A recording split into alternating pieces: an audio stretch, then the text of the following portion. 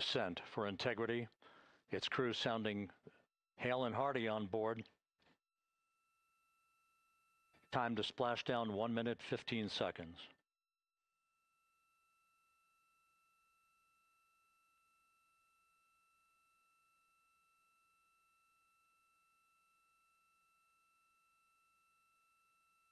Integrity about to complete a journey spanning 694,481 miles from its launch from the Kennedy Space Center back on April 1st, and a trip around the moon.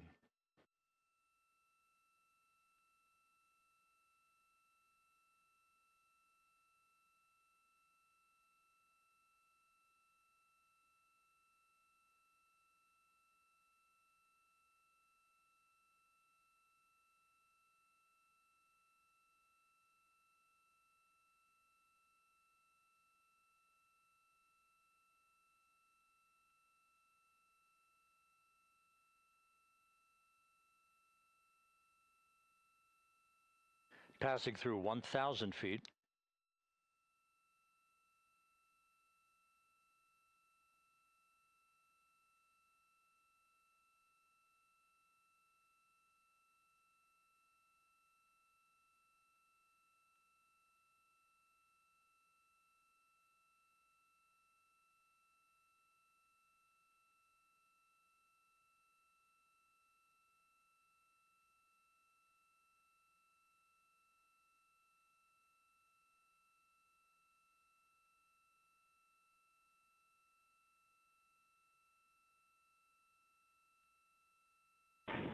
Integrity, splashdown, sending post-landing command now.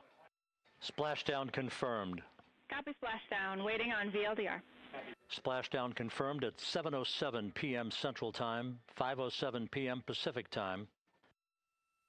From the pages of Jules Verne to a modern-day mission to the moon, a new chapter of the exploration of our celestial neighbor is complete.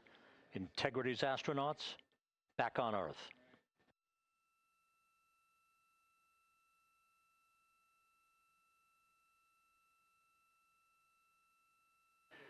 And the landing and support officer reports the vehicle is stable 1. We still will be deploying the crew module uprighting system to maintain that orientation. A perfect bullseye splashdown for Integrity and its 4 astronauts.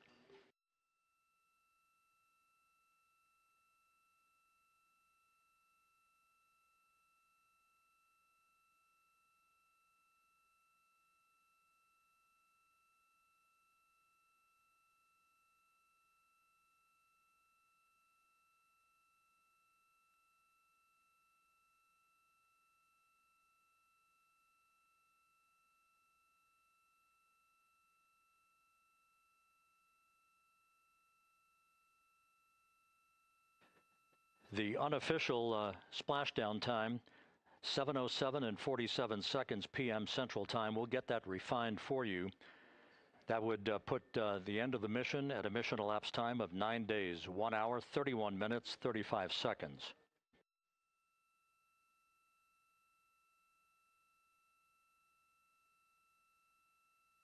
And we're configuring for very low data rate.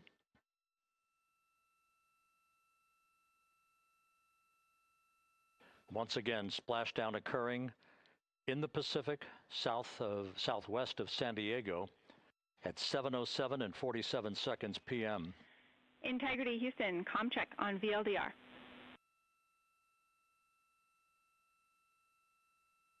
Houston, we have you loud and clear on VLDR. How us? We have you the same. We'll meet you over in post-landing. Perfect communications established. A journey. We are stable 1, 4 green crew members. Houston copies all. Reed Wiseman reporting 4 green crew members. That is not their complexion. That is the fact that they're in great condition. That's what that means. So stable 1, upright. The crew module uprighting system is being deployed. The 5 airbags being inflated through helium to maintain the upright configuration for the vehicle. This was a textbook entry and a textbook touchdown for Integrity. Reed Wiseman, Victor Glover, Christina Cook, and Jeremy Hansen back on Earth after a journey around the moon.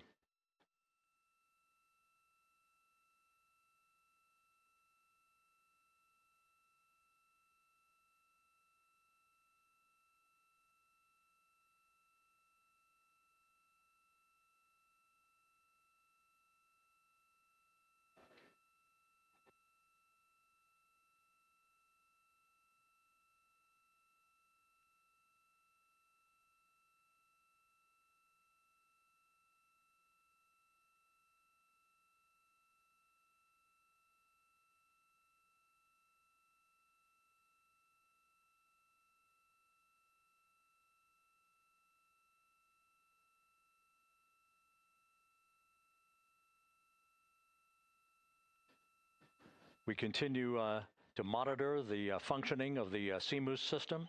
The airbags are being inflated to maintain a stable one or upright configuration. And there's a good view from one of the naval helicopters hovering overhead. Reed Wiseman reporting 4 green crew members, meaning they're all in excellent shape.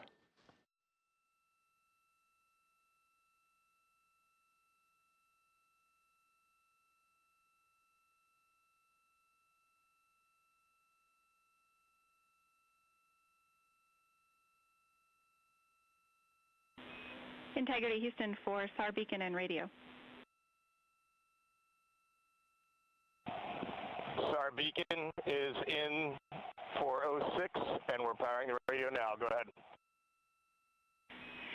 We see the beacon on. However, the recovery team is not seeing the signal. Your SAR radio uses the same antenna, so you may run into trouble with the radio. Okay, copy. And we are also powering up the sat phone now.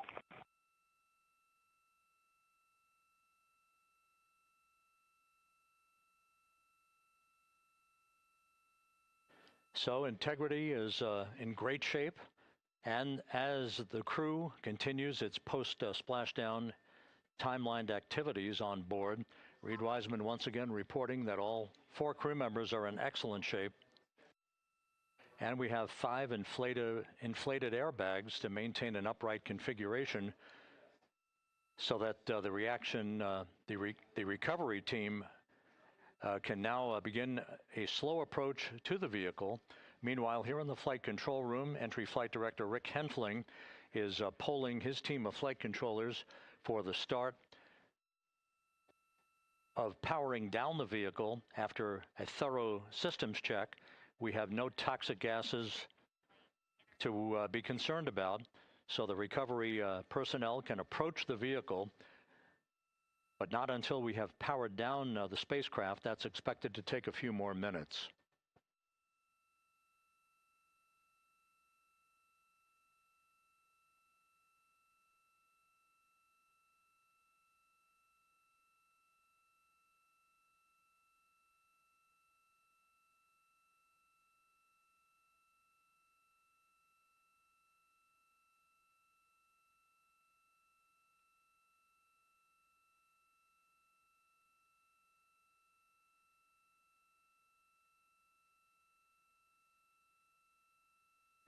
Integrity back on Earth following its historic flyby of the moon. It was, for all intents and purposes, a textbook mission. On 28, but I'll remain on this frequency. We copy.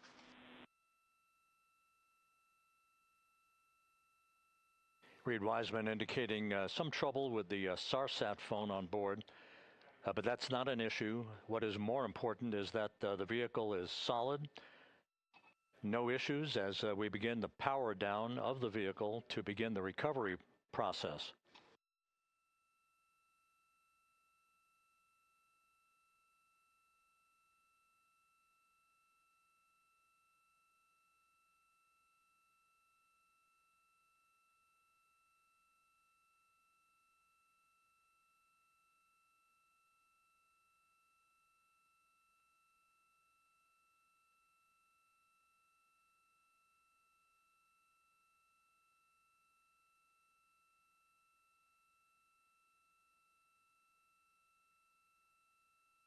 The propulsion officer here in Mission Control reports that we have safed the prop system on Integrity. Can you say again? That was very weak and broken.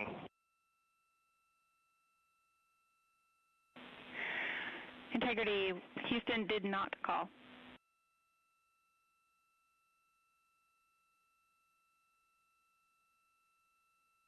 Copy that, Houston. It might have been on the SAR radio. Stand by.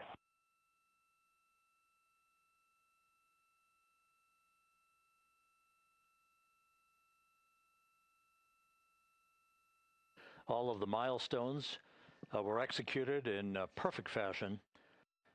Integrity entering the Earth's atmosphere right on time, reaching its peak speed shortly after a blackout period began. We emerged from the blackout period, but the recovery imagery airborne assets were able to pick up Integrity's descent almost immediately through entry interface, tracking the vehicle all the way down. And finally, you saw the sequence of chute deployments. First, the forward bay cover being pulled off the top of the vehicle by a series of 3 parachutes.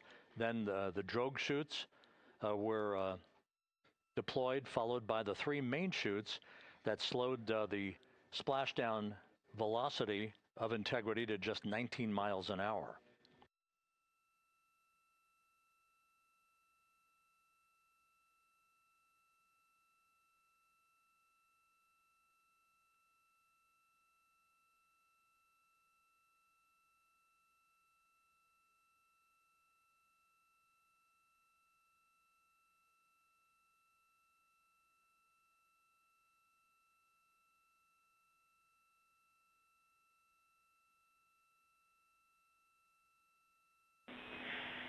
Integrity, Houston, with no joy on SAR and SAT phone, we'd like you to command an additional 15 minutes for a total of 30-minute power down delay.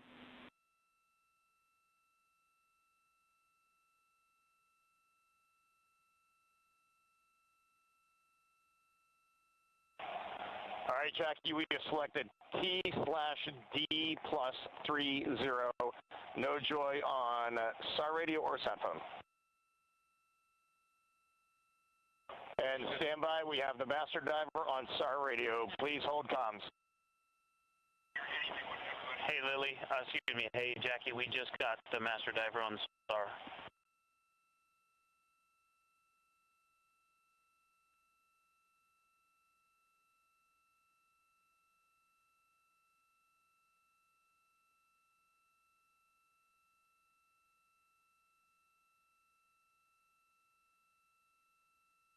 A good view of one of the fast boats. Integrity, Houston, if you are happy with your comm with master diver, you can go back to the 15-minute power down. Okay, stand by. Yeah, we'll confirm here in a second. The crew on board Integrity coordinating with the flight control team in Houston here in Mission Control on the timing of the power down of the vehicle, which will be the precursor to the recovery teams approaching the spacecraft. There are no issues with Integrity. We've had a bit of broken capability in establishing a SARSAT or satellite phone communications capability between the crew on board Integrity and the recovery team. That will get sorted out here shortly. There's plenty of cooling on board Integrity, so there's no rush to begin the power down. I'm trying to call you on the sat phone and not getting an answer there either. Concur. We haven't had anything come through.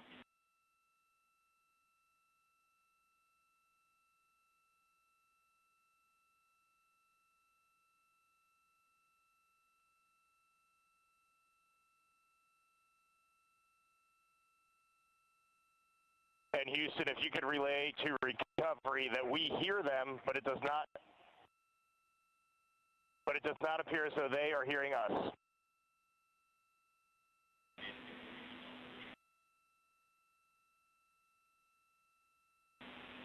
Houston copies, and Reed, just to confirm, you are pushing the PTT on the radio.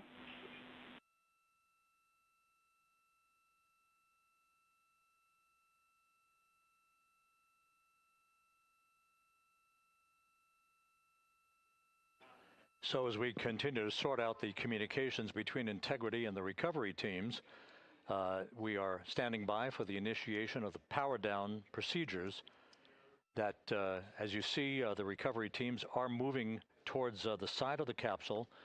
The next major event will be the erection of that large inflatable raft called the front porch.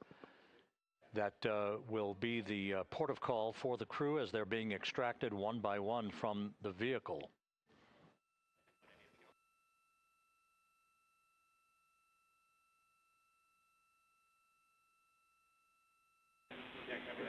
Integrity Houston, for sat phone, we are going to attempt to call you.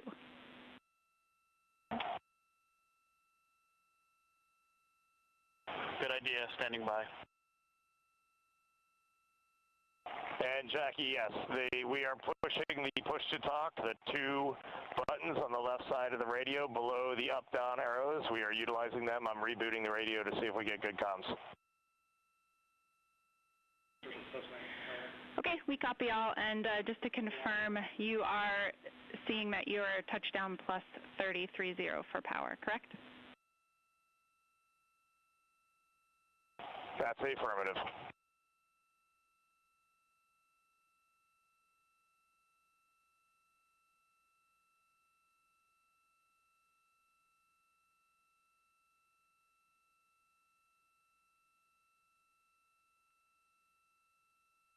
We are trying a backdoor approach to have mission control here call the crew on their satellite phone.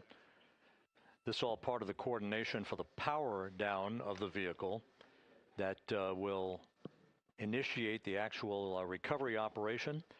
The first boats with the Navy divers on board are standing by, waiting to close in on Integrity to begin the process of erecting the large inflatable raft that's called the front porch that will be where the astronauts are extracted from so that they can have a few minutes to get their land legs back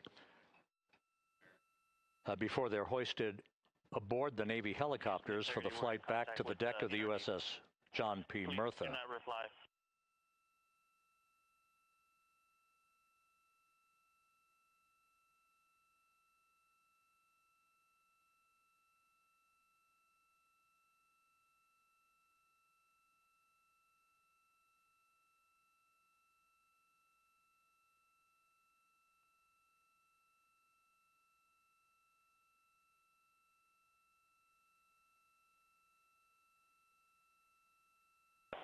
And Houston, please don't reply. NRD, very weak,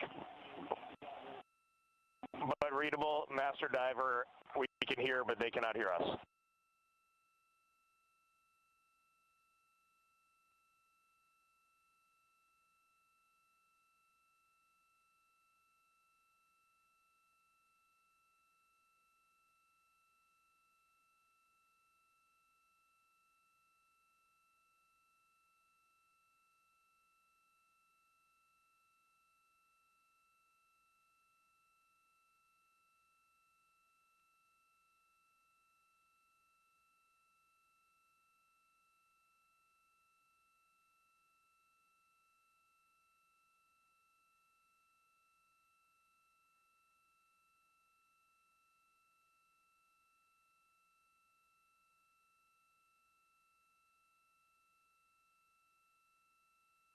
And Houston on OE1, is there any chance to tie us into NRD?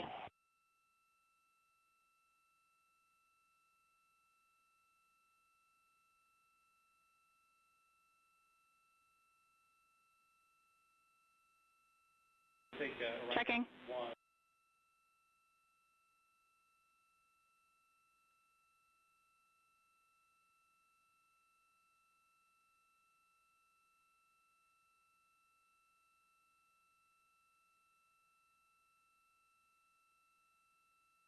This is Mission Control Houston. While we stand by for the establishment of communications between Integrity and the recovery team that is basically standing by very close to the spacecraft, we're going to go to the deck of the USS John P. Murtha, where Megan Cruz is standing by with Administrator Jared Isaacman.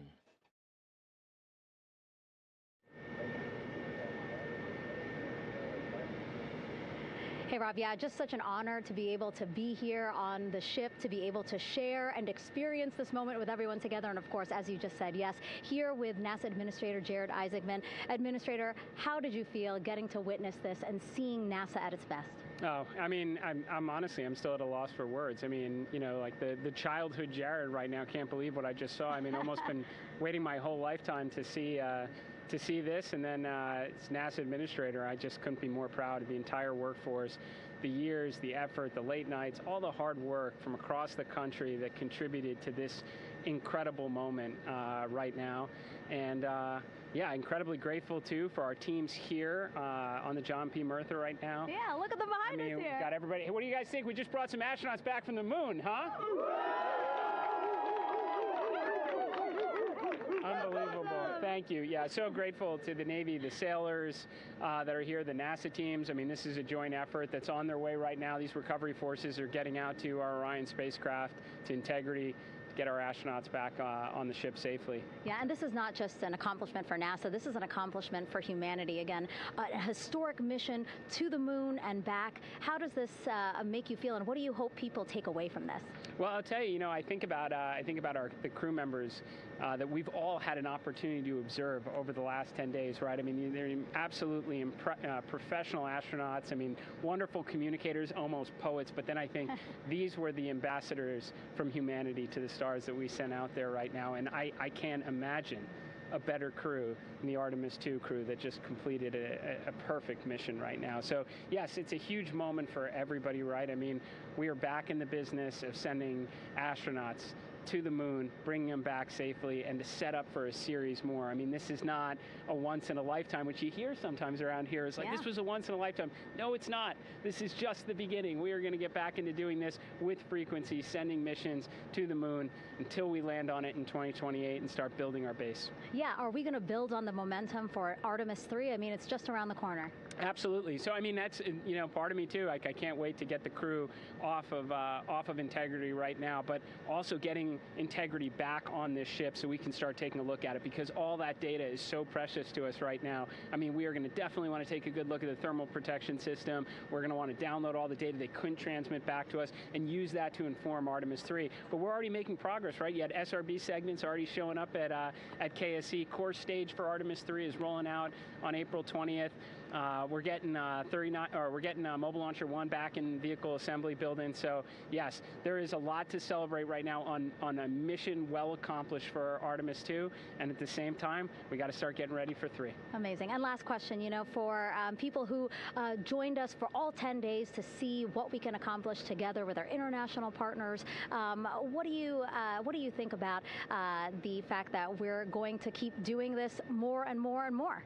It's incredibly exciting. I mean, yes, it's the contributions, like the best and brightest across the NASA workforce from across the country, our industry partners, our international partners. We had a Canadian Space Agency astronaut on board in Jeremy. We had the European Service Module. And you think, in the days leading up to this launch, I mean, 48 hours prior to launching Artemis II, I was meeting with the Italian Space Agency. We signed a memorandum of understanding to build a habitation module on the moon. I mean, you have countries, all of our allies and partners coming together saying, we are committed to this effort, we are returning to the moon, we're doing it to stay, we are building that enduring presence, we are going to master the skills on the surface of the moon so someday we can undertake missions to Mars. It's just an incredibly exciting time, and we're not going at it alone, we're bringing everybody along with us. Absolutely. And speaking of everyone, one more time, we're going to ask the crew here, you guys ready to land on the moon?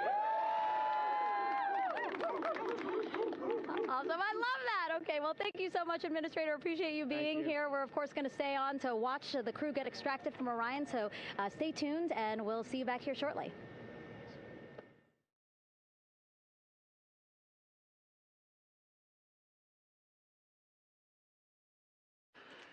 Thank you, Megan, and thank you, Administrator Isaacman.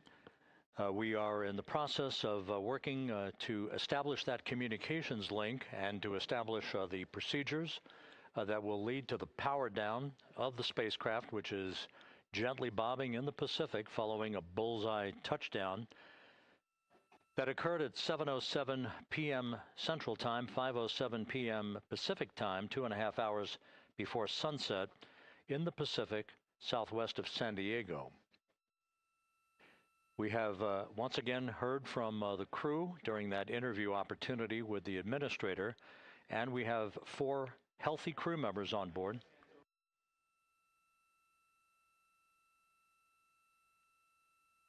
We now have confirmation that the vehicle has been powered down as per the procedures. So we have vehicle powered down, And the flight control team here in Houston, Flight Director Rick Henfling, has handed over mission authority to the Exploration Ground Systems team out in the Pacific. Now, we will physically not get off console with this team until the crew has been extracted into the front porch, that inflatable raft that will be erected along the side hatch of Integrity. So we're standing by for that in the next step in the recovery procedures. But everything is in great shape, and we have 4 healthy crew members on board the vehicle.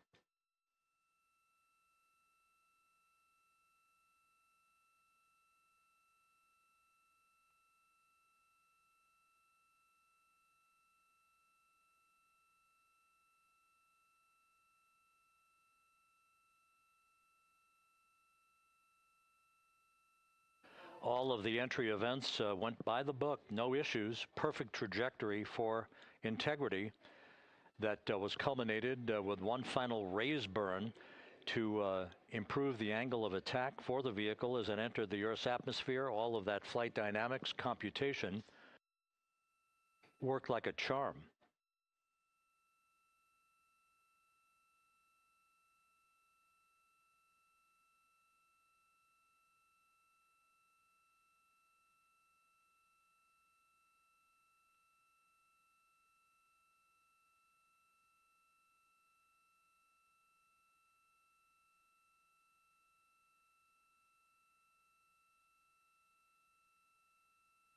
So we are standing by for the recovery team to approach Integrity and begin the process of erecting that inflatable raft called the front porch, which will see the crew members be extracted from the hatch of Orion into that inflatable raft before they're hoisted aboard 2 Navy helicopters in a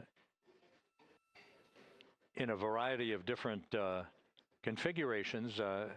Each crew member will be hoisted in sequential fashion, in alternating fashion, 2 crew members for each helicopter before they turn around to head back to the John P. Murtha. Once on the deck of the ship, they'll be brought into medical bay for comprehensive medical exams. But Reed Wiseman has reported several times that the crew is in excellent shape.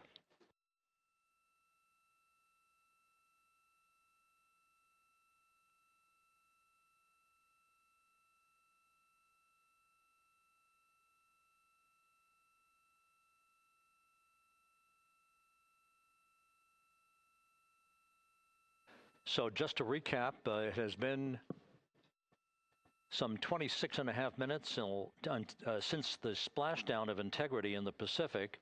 The vehicle is in excellent shape.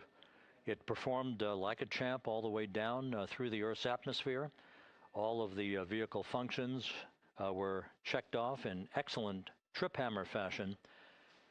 The parachutes all deployed as planned. Splashdown occurring at 7:07 p.m. Central Time, 5:07 p.m. Pacific Time.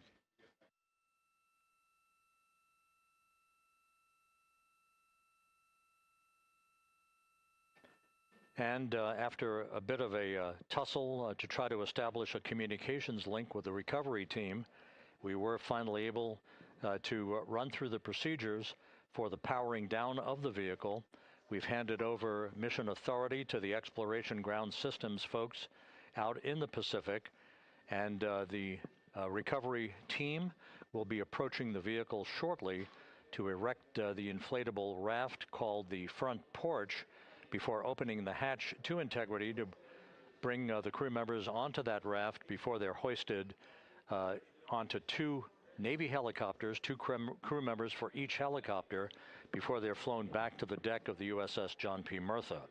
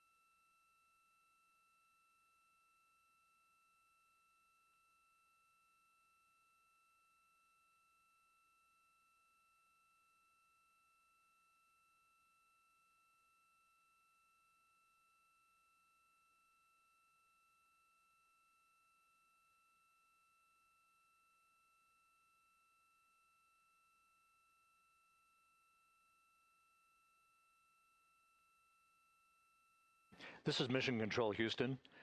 After talking to the flight dynamics folks, we have a bit of a refinement on the splashdown time for you.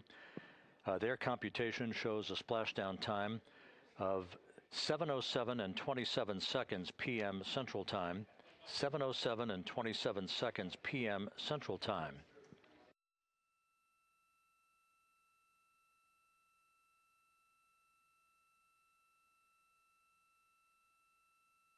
That would equate to a mission elapsed time of 9 days, 1 hour, 32 minutes, and 15 seconds.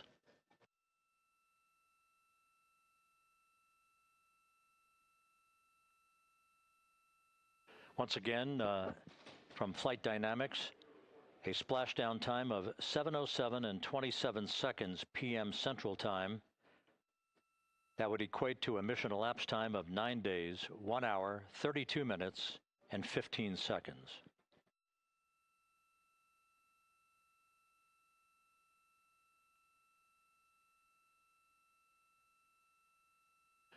Reports from the Pacific indicate that the recovery team in communications with the crew aboard Integrity, that the crew remains in excellent shape as they await the approach of the team for a final hazard gas evaluation before they move to the side of the vehicle to erect the inflatable life raft called the front porch.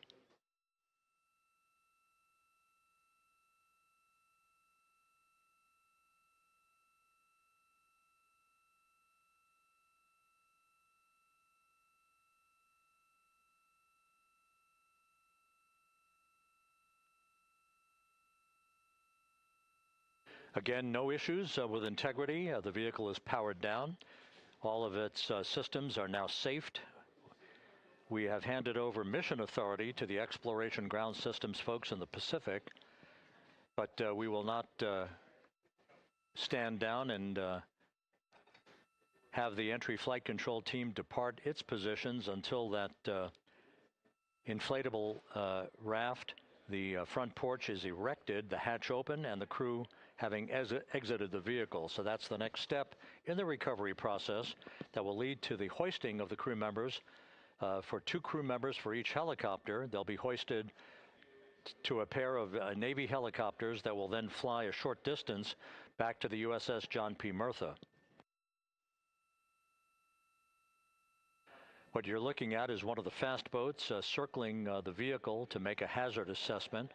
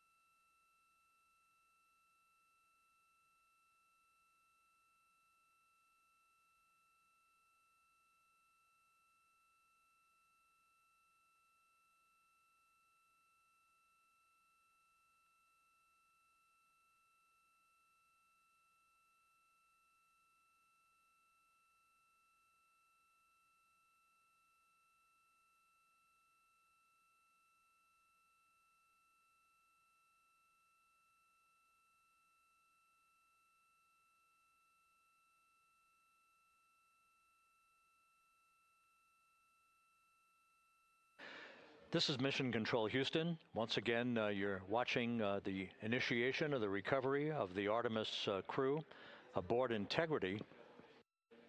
All of the Navy divers and the fast boats are now approaching the spacecraft after conducting a hazard assessment. The vehicle has been powered down. Entry Flight Director Rick Henfling now waiting for the life raft, the front porch, to be erected along the side of the vehicle so that the hatch can be opened and the crew members extracted from Integrity, soon to be hoisted one by one into a pair of Navy helicopters for a short flight back to the deck of the USS John P. Murtha. If you missed it earlier, we talked to Flight Dynamics and received a more official touchdown time or splashdown time, as it were, of 7:07 and 27 seconds p.m. Central Time, 5:07 and 27 seconds p.m. Pacific Time. That would equate to a mission elapsed time of 9 days, 1 hour, 32 minutes, and 15 seconds.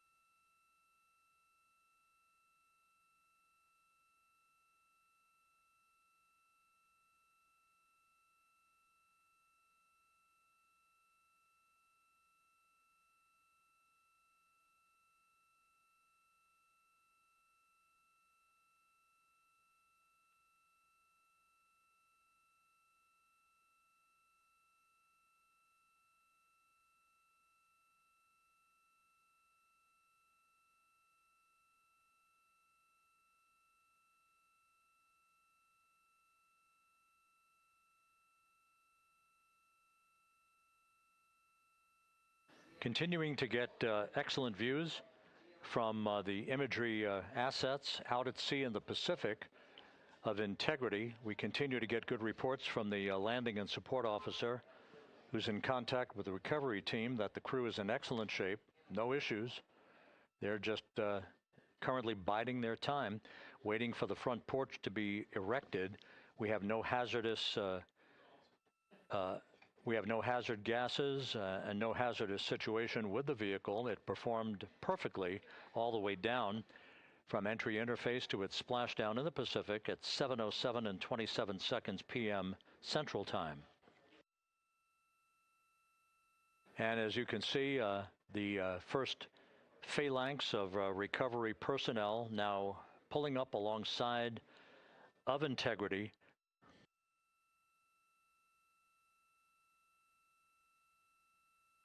This includes Navy divers, a Navy flight surgeon, and other recovery personnel who have trained for several years for this recovery process.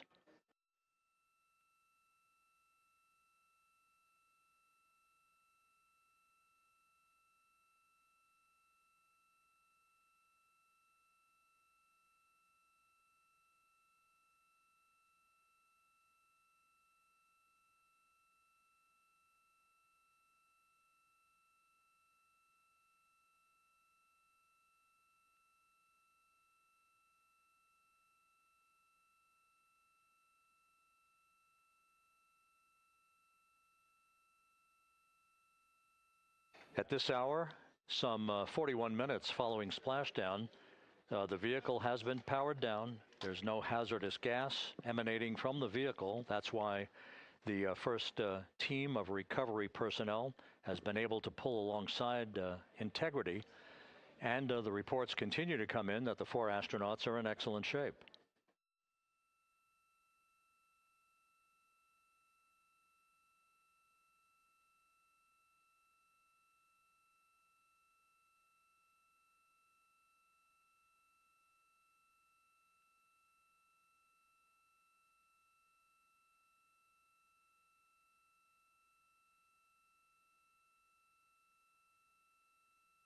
Yes.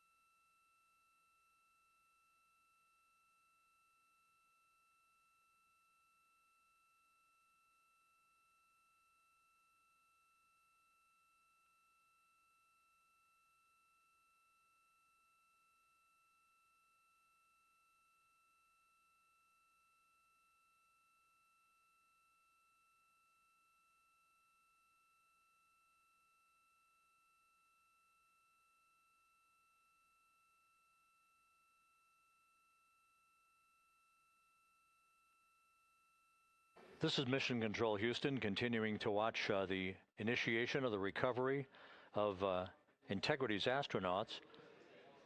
One by one, they'll be brought out of the spacecraft onto a large inflatable raft just a short time from now. In the meantime, we can go back to the USS John P. Murtha, where my colleague Megan Cruz is standing by to provide her situation report. Megan, can you hear us?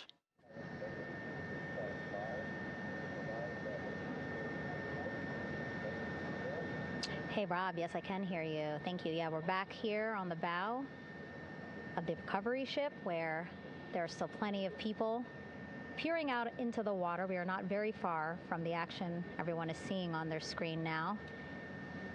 The Orion spacecraft, Integrity, in the ocean, surrounded by a number of recovery boats.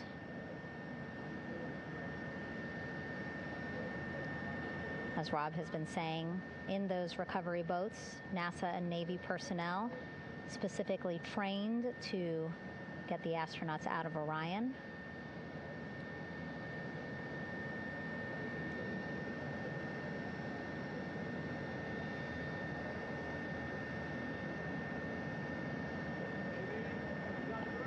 In some of our wide shots, you can probably see that there are 6 boats out in the water. More than 40 people out in the water right now on those boats.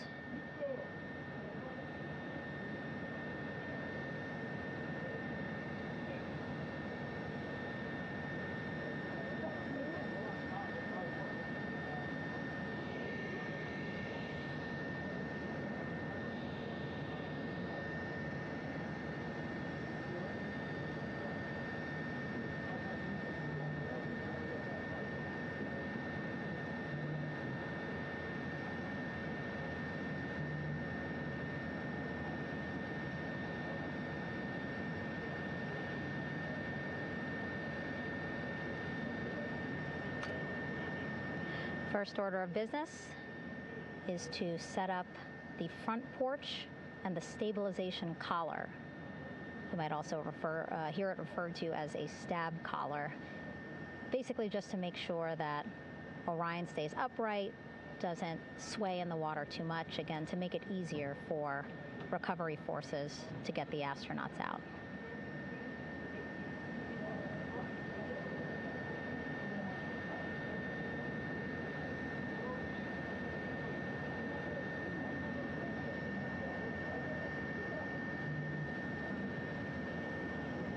Again, we splashed down in the Pacific Ocean just after 5 p.m. Pacific time here. It's a requirement by NASA to be able to get the crew out of Orion within 2 hours of splashdown. So doing great on time so far. Plenty of time. No rush either. I was speaking to NASA flight surgeon Rick Schuring earlier in this broadcast, and he said to me, no rush to get the crew out. Just want to make sure that they're feeling good, and whenever they're ready to take their step out of Orion and onto that large raft, the front porch, folks will be ready.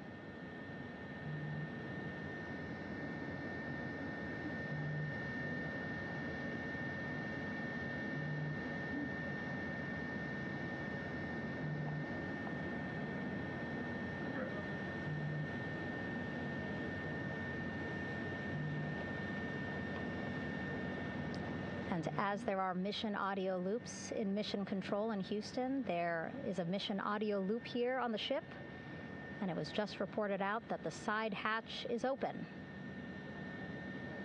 Side hatch of integrity is open.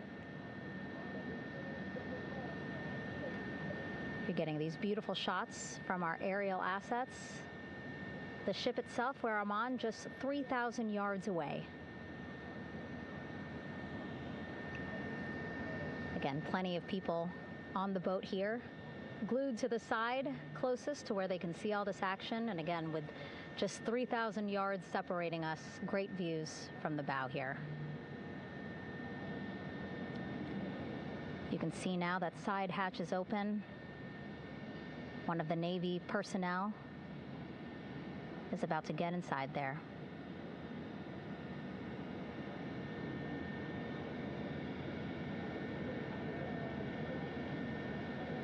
In they go. In total, 4 will go into Orion. So it'll be a little bit of a tight squeeze, but the goal is to have a recovery personnel with each astronaut assessing them.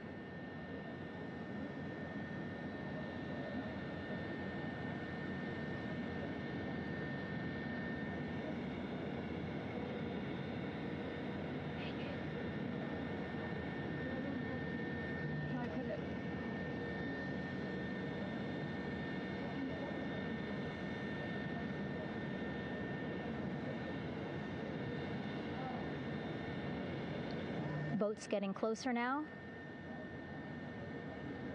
Again, that one that's right up against Orion, those are the divers that will go in to the spacecraft to check on each of the astronauts. These other boats will begin doing a number of things, putting on that stabilization collar onto Orion, building that front porch. Eventually, they will retrieve the parachutes, as well as tow Orion back to the well deck of the recovery ship here.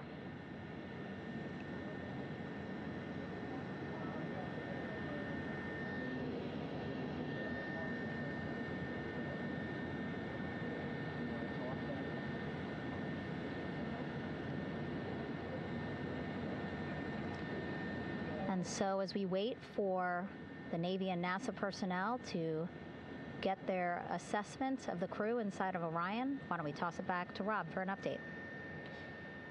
Yeah, thank you, Megan. Here in Mission Control, Flight Director Rick Henfling and the entry team of flight controllers still on duty. The vehicle has been powered down for some time now. There are no hazardous gases emanating from integrity. That, of course, allowed the recovery personnel to approach the vehicle and then open the hatch to begin the initial medical assessment of the crew, as you just indicated. Now we're standing by for the erection of that inflatable raft, the front porch, alongside of the vehicle.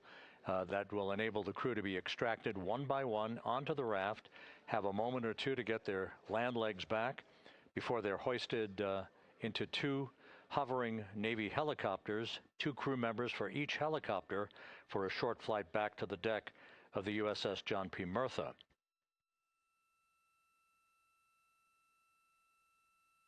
All of Integrity's systems operated flawlessly throughout the course of the approach to the Earth, the entry into the Earth's atmosphere, and all of the key milestones that followed in this high-speed return to Earth for Integrity, a mission that spanned more than 694,000 miles from the vehicle's launch from the Kennedy Space Center atop the Space Launch System back on April 1st.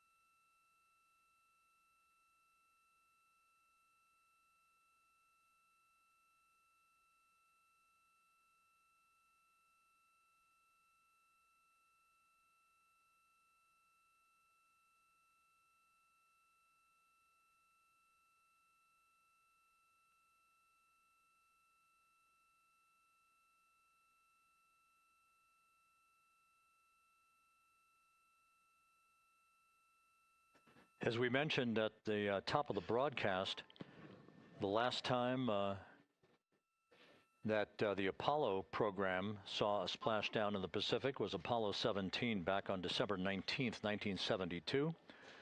So for the first time in 53 and a half years, we have reenacted that with the arrival of Integrity's astronauts as they flew around the moon in that historic lunar flyby that began with a trans-lunar injection burn that took them out of Earth orbit following 24 hours of a high Earth orbit trajectory. The high Earth orbit trajectory enabled flight controllers here to have a full 24 hours to evaluate the systems on Integrity and the condition of the crew before they would commit to flying to the moon.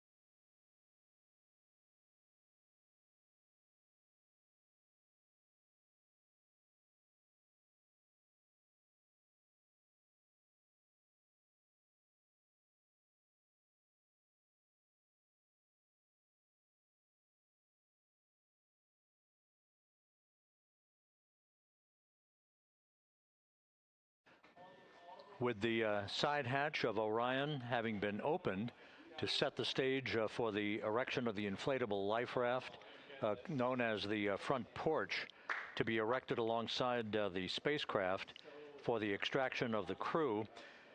Let's play for you an interview that my colleague Megan Cruz conducted on the USS John P. Murtha with Navy diver First Class David McMahon that explains how this process is unfolding. Okay, Davey, so you and some of your team, one last look over of the stabilization collar, correct? Yes, ma'am. Okay, so what is this stabilization collar? This is what's going to stabilize the capsule out there in the ocean. We don't know how good the weather or the waves will be that day, so this will help prevent any unnecessary occurrences from happening, stabilizing the capsule and the astronauts inside. So basically this is a float that will go around Orion. I'm assuming that what they're doing right now, these are the lines that will attach the collar onto Orion? That is correct. And so what are they doing here? So we've got the lower line that will secure the inflation device before we inflate it. That gives us the go-ahead that it's secure in its space, and then we'll inflate it. And then once that is done, we'll undo all the carabiners and get this orange line on top tied in the same fashion. And then this will be secured to the capsule, and the astronauts can safely take their first steps out of the capsule onto the front porch. Okay, and how long will it take them to set up the stabilization collar? We should definitely be able to handle this in under 10 minutes. Okay, wow. And then you just mentioned the front porch. So basically after they set up the stabilization collar, then they set up what's called the front porch here. That's correct. Okay, and what's the front porch? Front porch is basically a bigger waiting room for the astronauts to sit in while we wait for the helicopters to show up and grab them. Okay, so the medical team that was inside with the crew, they're going to help them out and onto the front porch? That is correct. And then what happens here? We have higher trained medical personnel also on board the front porch that will give them lookovers and just make sure they're okay while we wait for the helicopters to show up. Okay. How does it feel, I mean, your team, you, to be part of a mission that's returning astronauts from the moon in more than 50 years? We all feel extremely honored to be a part of this, as well as a bigger mission for the Navy and joining up with NASA to do great things. Mm-hmm. And do you feel like you and your team are ready? Yes, very ready. Cool. All right, thank you so much. Thank you.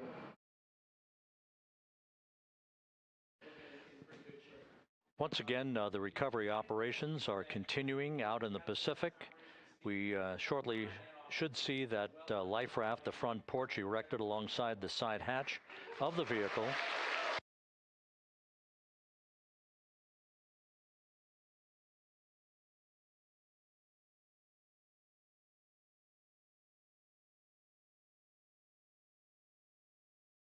A number of flight controllers have come into the flight control room to receive congratulations from Entry Flight Director Rick Henfling.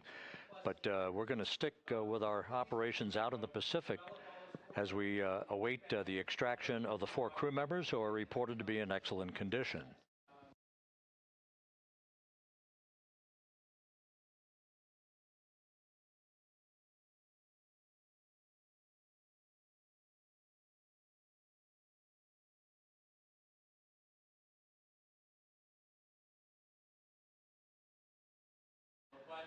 Again, while we stand by for that front porch to be erected alongside of the side hatch of the vehicle, let's go back to the USS John P. Murtha and Megan Cruz. Megan?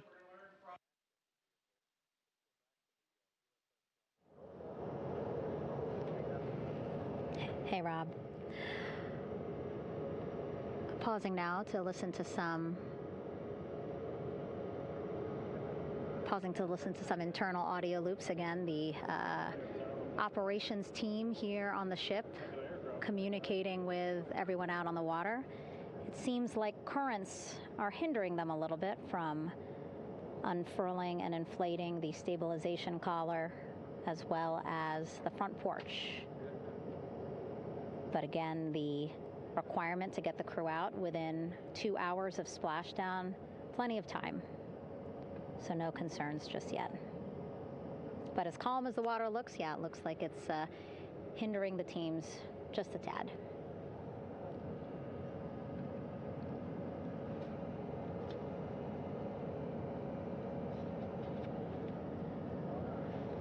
You can see in some of our shots that side hatch still open. Again, inside there are now 8 people inside. 4 divers, Navy divers, all with medical training, each assigned to an astronaut each. Making sure that they're comfortable, feeling good.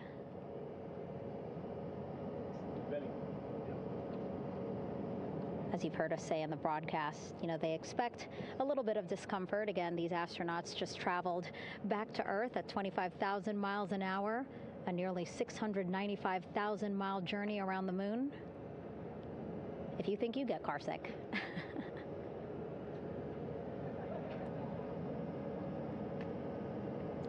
Again, 6 boats out there, lots of gear with them, just in case, right? As we said, the crew reported feeling great, but again, all those folks out there in case they weren't, right? NASA is all about making sure we think about every situation that can happen, and so, of course, wanted to be ready in case any of our astronauts needed more medical attention while out there in the water.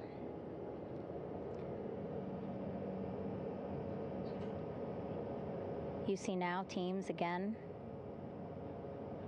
trying to set up the stabilization collar and front porch for the crew to get out of Orion. They need both, right? The stabilization collar will keep Orion from swaying as you see it is doing now.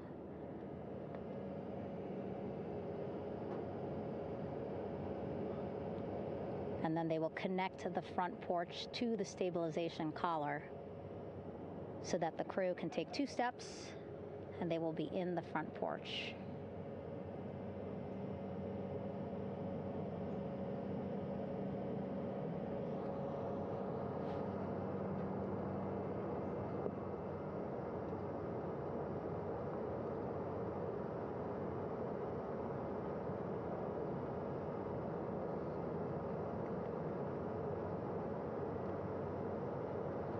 Not a lot of chatter on the mission audio loops. That's a good thing. Again, things proceeding pretty nominally, even if they're fighting some currents out there on the Pacific Ocean.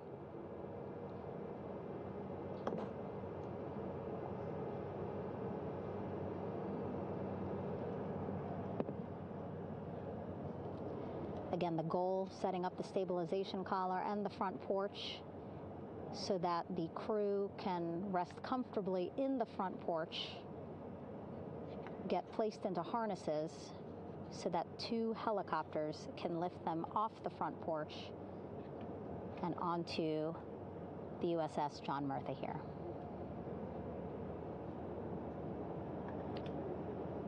The helicopters are going to take turns picking up an astronaut. So again, Helo 1 and Helo 2.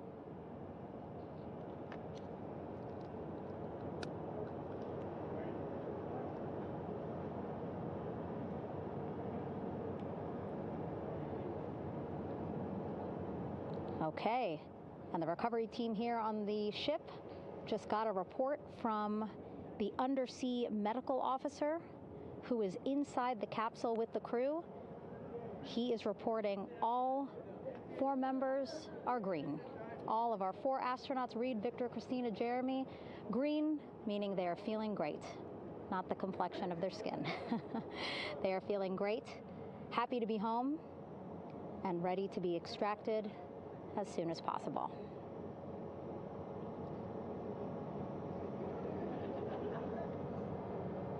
And so, as I was saying, we have 2 helicopters circling the activity you're seeing on the water right now. Each will take turns picking up an astronaut. So Helo 1 will come on in, hover above the front porch, about 40 feet above the front porch.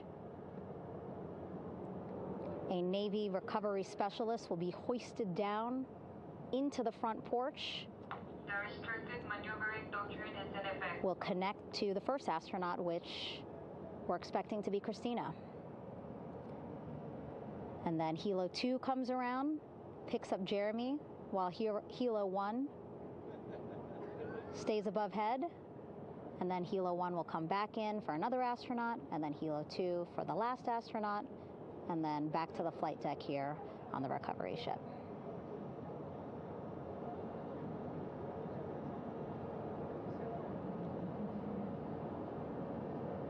I was talking to Assistant Artemis Recovery Director Paul Sierpinski.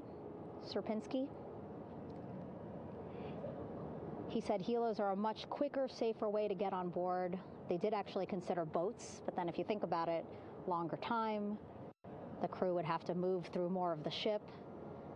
This way the helos will give a more direct, quicker route to the medical bay for our 4 astronauts.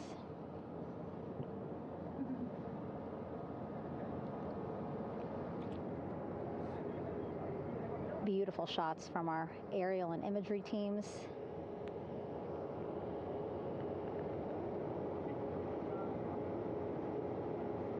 Clouds have dissipated for a clear view from the bow of the recovery ship here.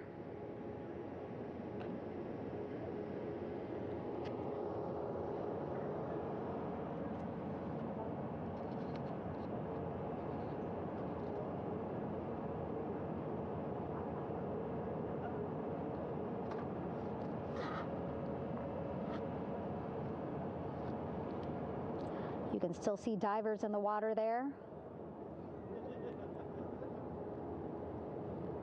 Encircling Orion, that is that stabilization collar we've been telling you about. As you saw in that interview just a few minutes ago, they have to first connect it to Orion, and then once it's secured onto Orion, they can inflate it, and then they'll further secure it with other harnesses and lines.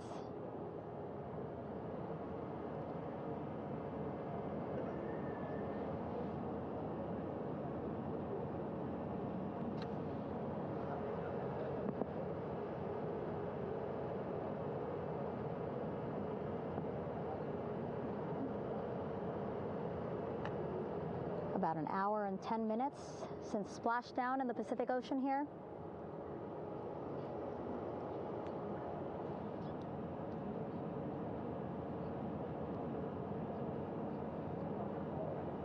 Reed, Victor, Christina, and Jeremy back home after a history-making mission to the moon and back.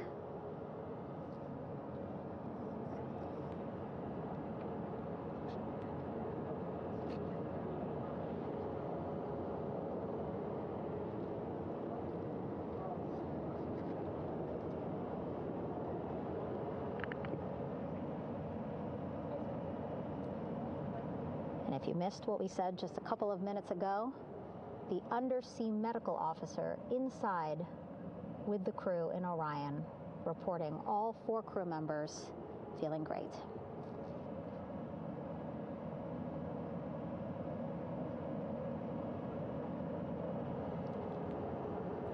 Progress being made there on the stabilization collar. It looks like they are beginning to inflate it.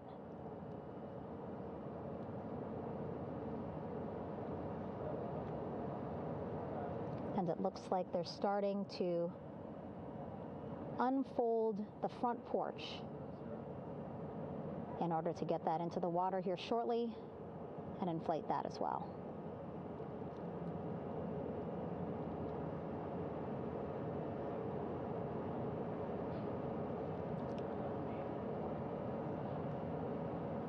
Again, more than 40 people out in the water right now. And those Navy and NASA personnel have been in the water for now about 4 hours.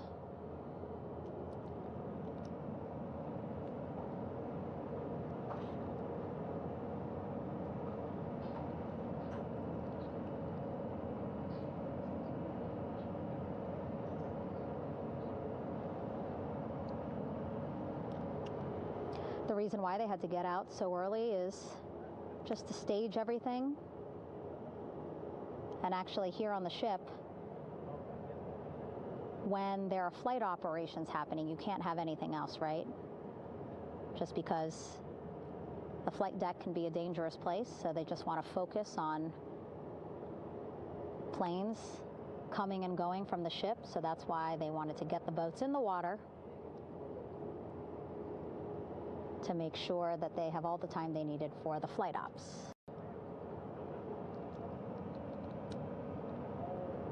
And then the same crew here out in the water, they will stay out in the water for a number of hours after we recover the crew and get them back on the ship, because then they have to recover Orion.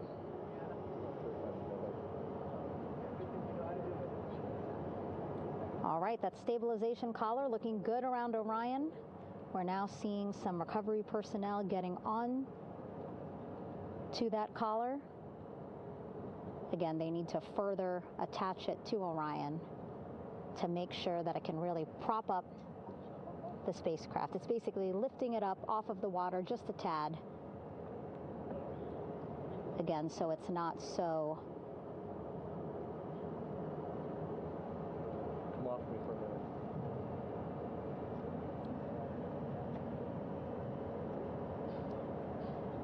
So it doesn't sway so much in the water there.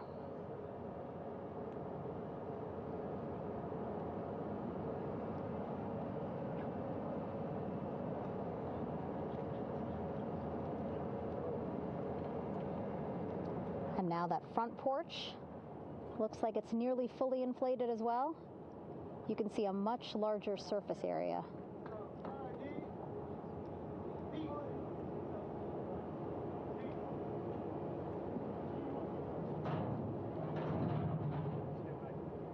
And so once the crew get out of Orion, they can stretch their legs a little bit on this front porch, get some fresh air.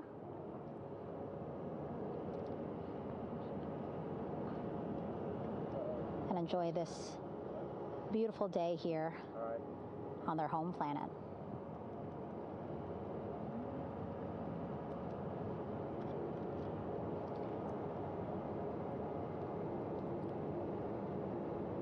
It appears teams now are about to connect the front porch to the stabilization collar.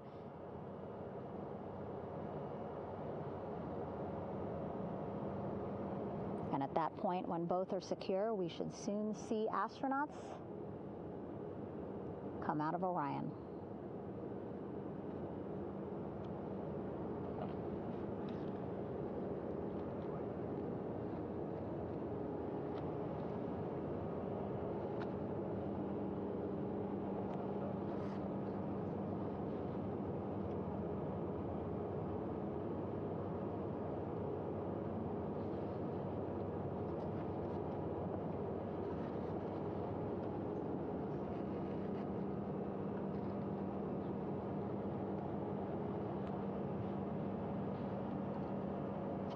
All these views you see also being fed to the Landing Force Operations Center here on the ship. Of course, it is very important for our recovery teams leading the mission to have all the views that you're seeing as well. Again, listening to their communication loop here on the ship. Very quiet, which is a good thing. It means things are going pretty nominally, meaning as expected.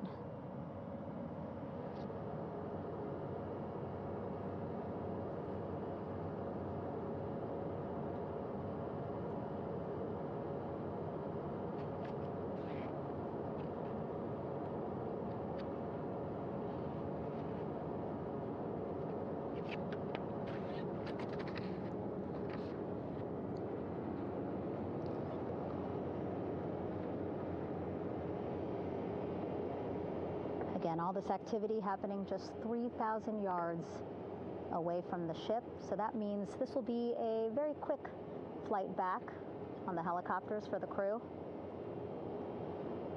2-3 minutes, and then they'll be back here on the ship. I know.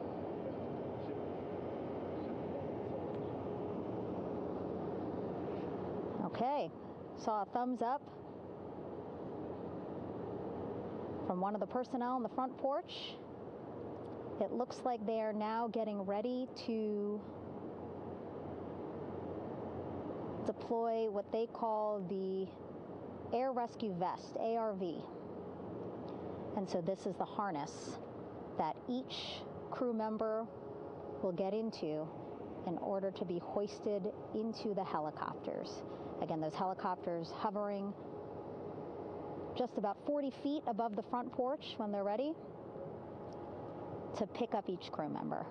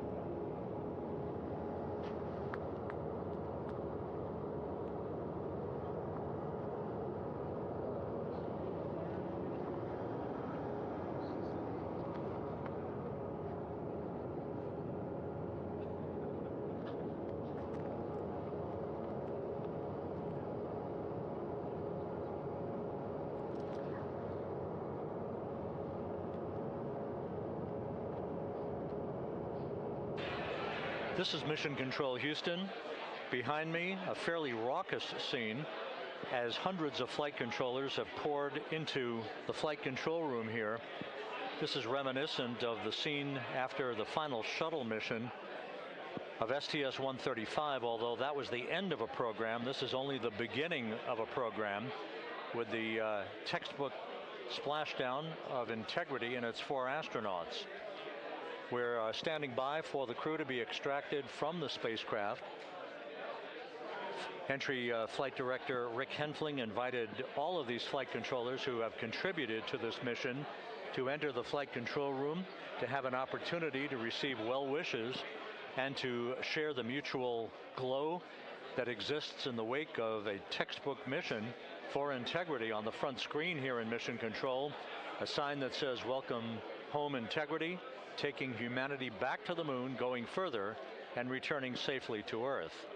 So all of that jubilation, part of the post-splashdown activities, even as we await the crew being extracted from the vehicle to be hoisted onto Navy helicopters for the trip back to the USS John P. Murtha.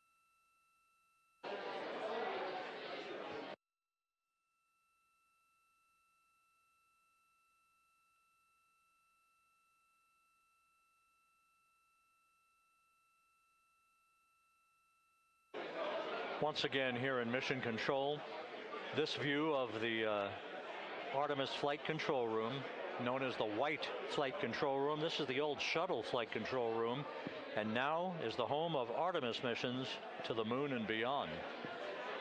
Once again, quite a few flight controllers were invited in by Entry Flight Director Rick Henfling to share in the jubilation following the successful splashdown of Integrity.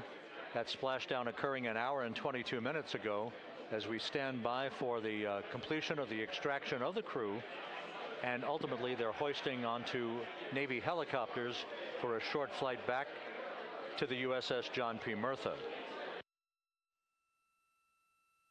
Splashdown occurred at 7:07 and 27 seconds p.m. Central Time.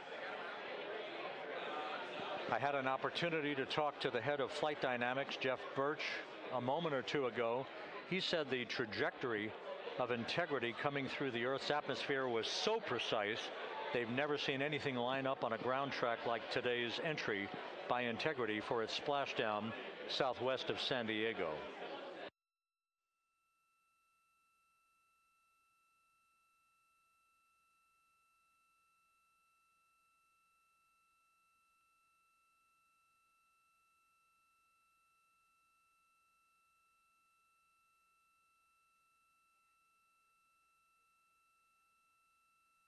And the initial, you can hear it.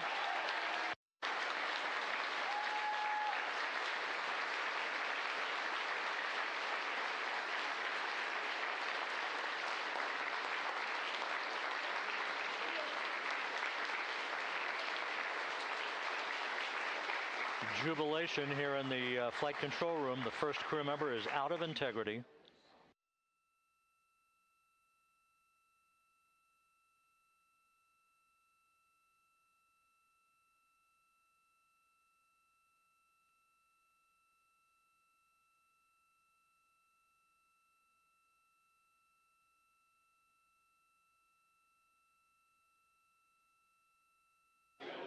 We are expecting the other crew members momentarily to be extracted.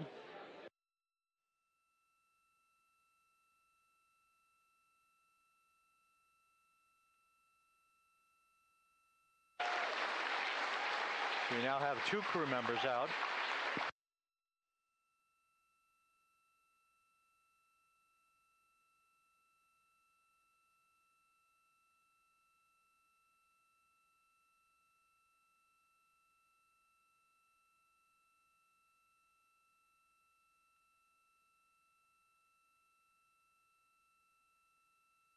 Two crew members out, 2 to go.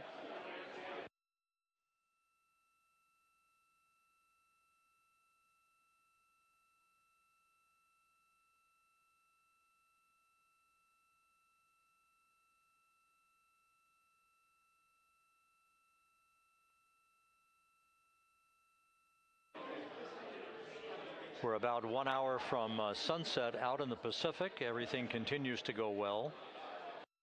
Integrity's systems function perfectly during its entry back to Earth. And Reed Wiseman, the commander who will be last out of the vehicle, reported that all the crew members were feeling very well.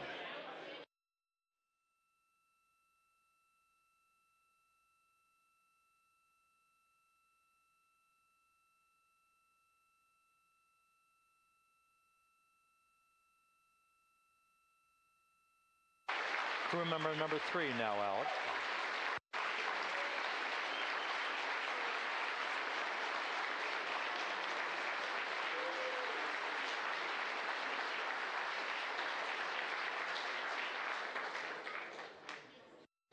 And now standing by for the commander, Reed Wiseman, who will be last out of his ship.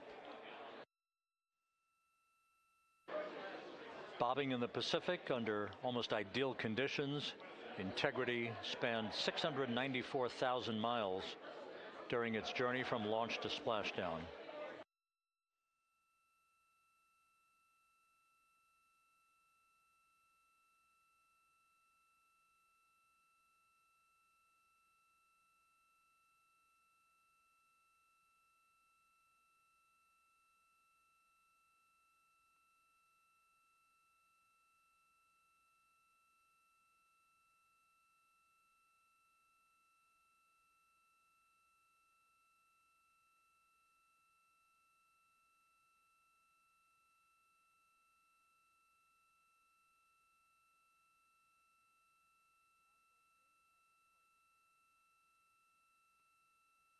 And we now have Reed Wiseman out of the vehicle. All 4 crew members now out of Integrity.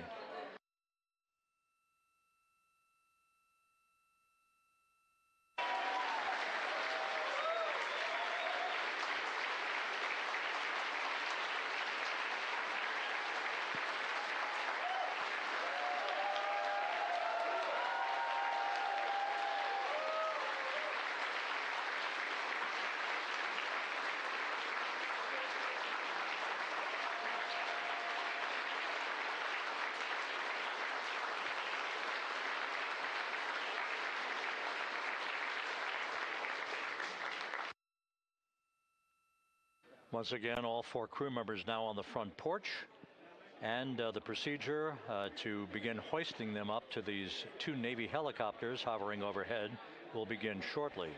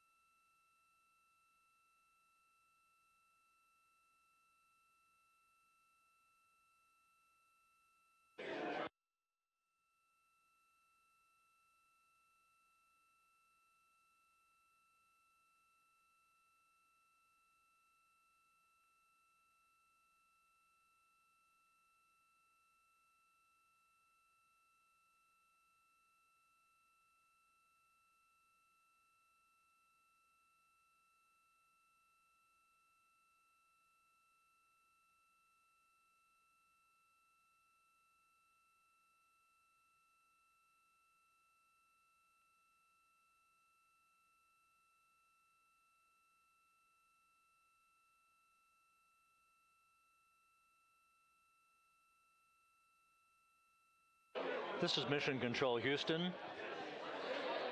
The mission is over, but the melody lingers on as jubilation continues here in the flight control room. We should be expecting NASA's Associate Administrator, Amit Kshatriya, to be joining us shortly for a short interview while the recovery operations continue out in the Pacific. So we'll stand by for that. And then we'll turn it back over to Megan Cruz aboard the USS John P. Murtha.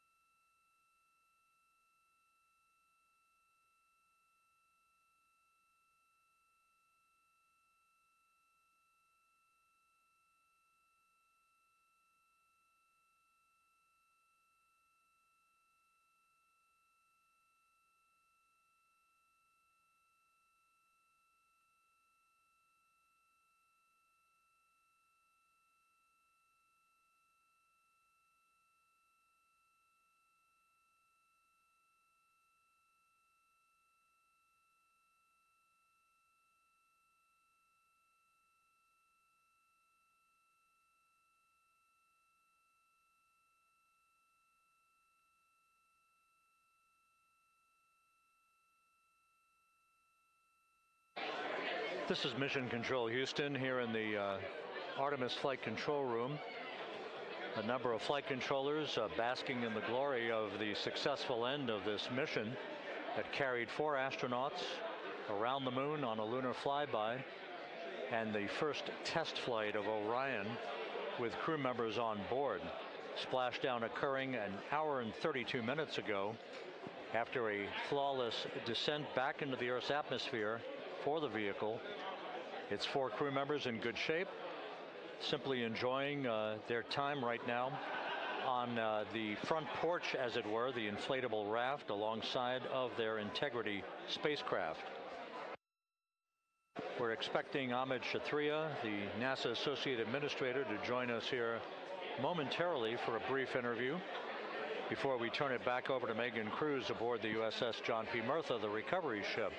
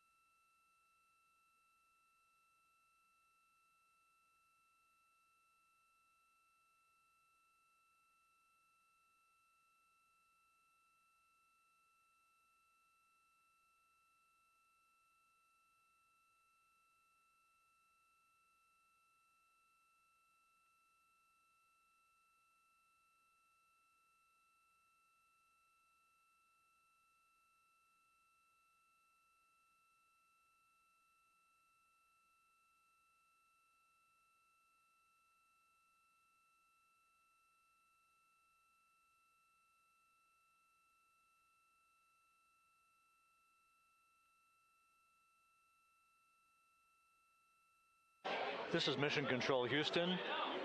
We're about an hour and 34 minutes since the textbook splashdown of integrity in the Pacific to bring home our astronauts. And with us now is Amit Kshatriya, the NASA Associate Administrator. Amit, a little bit of history made tonight, a little bit of history made over the past few weeks. Your thoughts as this team here basks in the glow of what they just accomplished? Yeah, Rob, we're here in the control center, and it's kind of overrun with jubilant folks from the Mission Control Houston, as well as engineering, and folks that just want to be here, part of it, as we watch our crew get extracted from the vehicle. And you know, my thought is always about these teams, the team that's in the water right now pulling the crew out, the team here in Houston that worked so hard over the last 10 days, no sleep to get this done. You know, we still have some work to do to get the crew to the med bay here on the ship. They all look great coming out, so hopefully that won't be too long. You know, I think we saw the administrator on the boat too, giving his thanks to the Navy team on the Mirtha, which they're just an incredible group of sailors. I was able to visit with them a couple weeks ago. And then if you pull it all the way back to the workers and the folks that joined the rocket at Michoud, that made the heat shield tiles that held together tonight, that stacked the vehicle in Florida, that integrated the vehicle in Denver, that fired the engines in Stennis, that fired the boosters in Promontory. I mean, this is the entire team, coming together and being tested by the environment that this machine went through, and they did it right. The work was good. They did it right. You've said in a number of briefings, of course, and in other forums that this is just the first step. The cadence has to step up, as the administrator has indicated. Now, it's a little early for the full report card on how Integrity did, but did this mission ultimately, from your eyes view, exceed expectations? It absolutely did. I mean, I was waiting to talk about this until we were in the water, and I think we still have, again, work to do to bring it in and really kind of go through it bolt by bolt and see what we learned. But I mean, so far, given what we learned during the mission and given how we performed on ascent, on entry, I always think about energy in terms of the states that you worry about the most, and every time we put these machines through these incredibly energetic states, they came through. So I'm fairly confident that we made a big step tonight to get us on the path towards the surface. I think the path to the surface is open now. We do have to do all the work, and we'll make sure we talk about that as cleanly as we can. We learned a few things during the mission, but I have to tell you, this was an incredible test of an incredible machine. From an American psyche standpoint, the Empire State Building was lit up red, white, and blue tonight. Our coverage was seen on baseball stadiums around the major leagues. How captivating was this experience for the American people, for the world, in fact, as we returned to the moon? I have not been able to watch a lot of the coverage as we've progressed through the mission. I will tell you, just from my witness in Florida before launch, and then seeing the people's faces here, and then reading where I can about how things are going. I think this has been a gift to the world from NASA. NASA has given the world a gift, proving to folks all over the place, especially young people, and that to me is what this is really about. Young people, when they see what we can do when we work together, when we have teams that collaborate, that it doesn't matter how hard the problems are, we can solve them. I'm hopeful that Artemis II, as folks witness what we were able to do with this incredible crew, this incredible team that we've birthed into the world, scientists and engineers and artists that have been inspired by this. And even if they don't come work in the program, which separately they should come work in the program, because Lord knows we need the help, but even if they don't want to come work in the program, hopefully they grow up to recognize they can do amazing things when they work together and contribute to society and be good citizens and really change the way, the challenges that are coming in the world are overcomable if we work together like this. And one final question. Flying to the moon, we did it. We've done it again this past week and a half or so. But the engineering that went behind the design of this mission and the precision, the pinpoint precision of this vehicle entering that entry corridor, it's almost mind-boggling.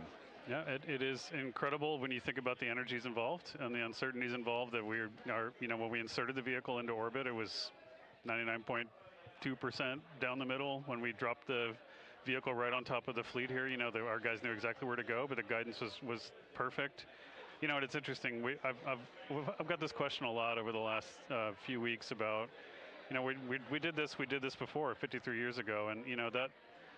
I mean, it is a reasonable thing to contemplate, like what's gone on since then. And what I'd tell you is, you know, when we did Apollo, which again, the more we learn about what they did, the more magical it seems what they were able to accomplish given the technology and the learnings that they had. But when we did Apollo, the architects of Apollo, you know, Gilbert, Seaman, von Braun, Mueller, what they really wanted to do, you know, as they were contemplating what it meant to expand our range of action to the lunar surface, what they wanted to do was learn how to live and work in space for a long time.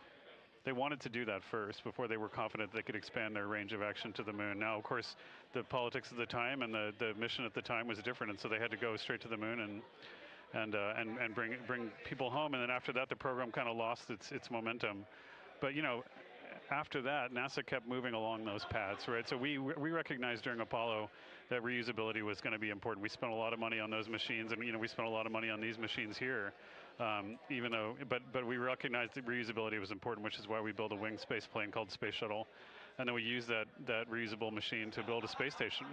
And we learned for 25 years how to live and work in space, and have been able to develop technologies that can enable exploration. So really, what I think is now, 53 years later, we're at the point where the architects of Apollo would have been pleased that we're now ready to actually go back to the moon and go back to stay, because we've learned all the things we needed to learn. There's a lot of people pleased here tonight, and we really thank you for joining us. Amit Kshatriya, NASA's Associate Administrator, as we begin to hoist the crew onto the helicopters to head back to the recovery ship. Thank you very much. Thank you, Rob. Congratulations, Amit.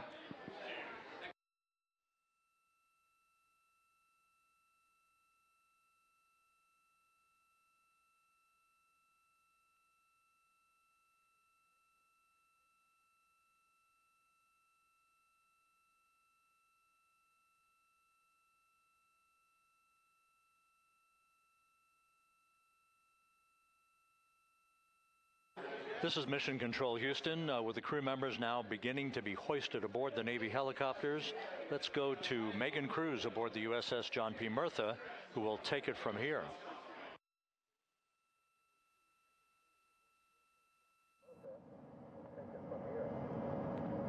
Hey, Rob, yeah, back on the bow of the ship here, we are seeing the helicopters circling Orion, the first one there, having just completed picking up the first astronaut.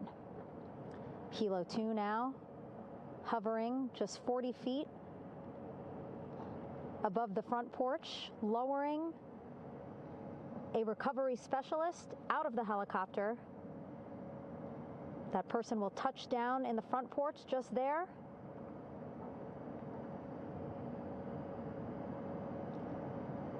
The crew members already outfitted with a harness that will allow them to quickly attach to the hoisting device.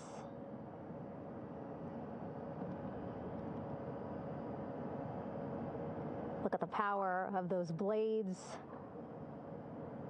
throwing water out at the center there, the front porch, with now 3 astronauts and the recovery specialists. Again, crews already outfitted with a harness vest. And here we go. Second astronaut now off the front porch, getting hoisted into the second helicopter.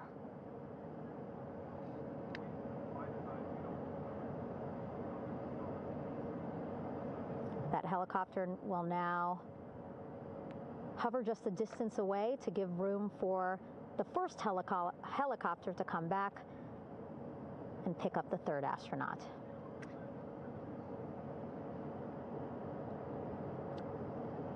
As we wait for that helicopter to come back, make its way back around, just want to mention that the President of the United States called our NASA administrator today while he was on the ship, just minutes after we interviewed him live on our coverage, and congratulated him and NASA on this history-making moment tonight.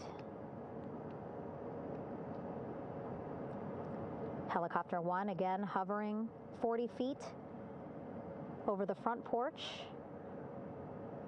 We will soon see another recovery specialist getting lowered onto the front porch.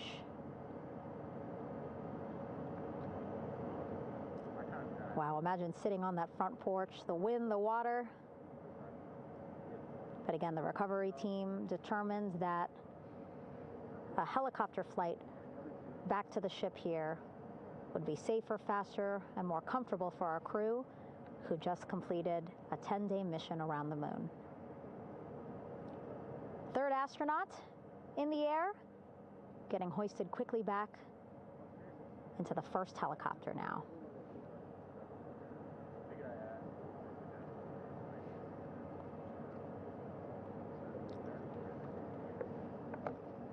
That first helicopter now on its way back to the ship here. We will soon see it land in just a few minutes. Again, all this action happening just 3,000 yards away from us, so a very quick flight back to the flight deck.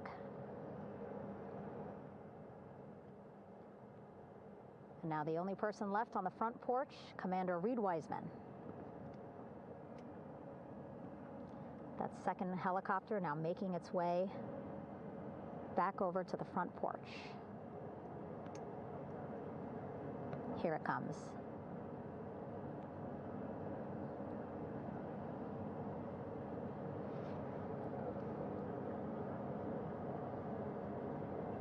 Making its final approach here.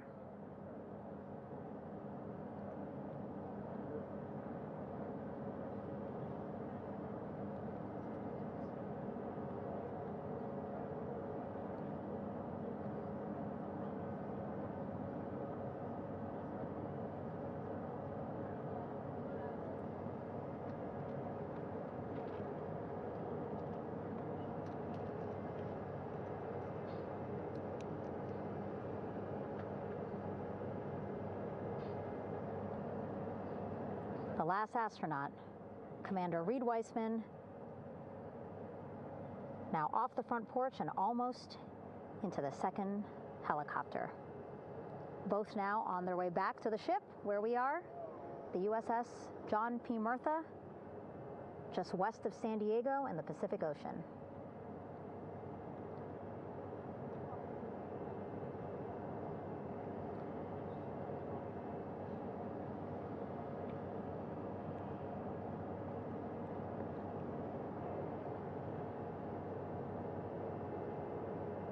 Exciting to see our 4 crew members minutes away from landing on the flight deck here on the recovery ship. 550 people on this ship, excited, ready, anxious, looking forward to welcoming this crew aboard.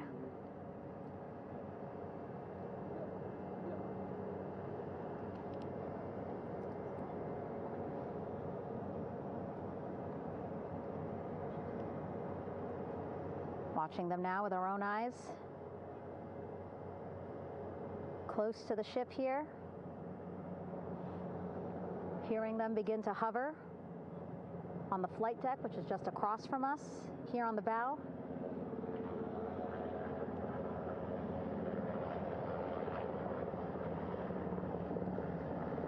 The first helicopter coming in.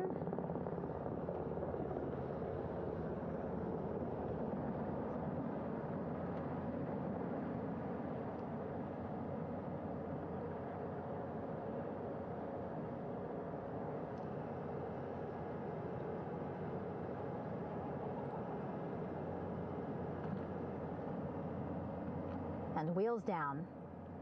Wheels down of the first helicopter carrying 2 of our Artemis II crew. Pilot Victor Glover and mission specialist Christina Cook.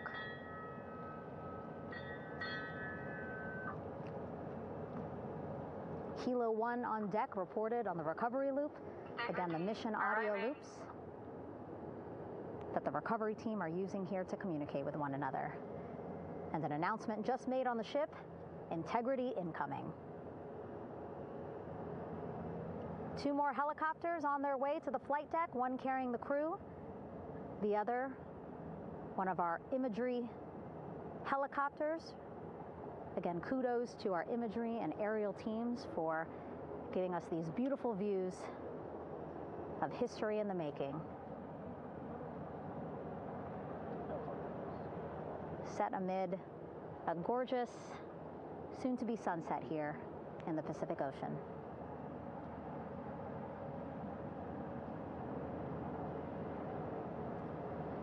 The second helicopter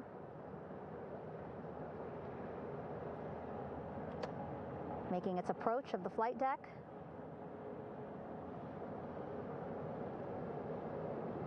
Plenty of people here on the bow with their cell phones out, filming this moment.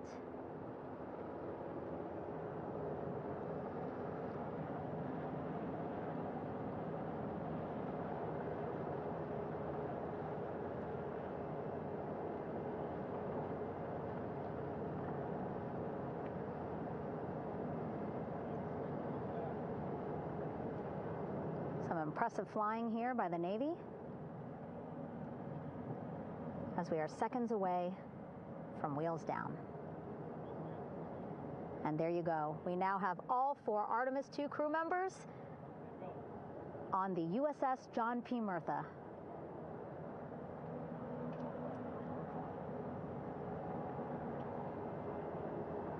I'm sure they're happy to be out of the water and on this recovery ship with, again, 550 people on board, ready to welcome them home. But first, as we've been saying throughout the broadcast, just making sure the crew feel good.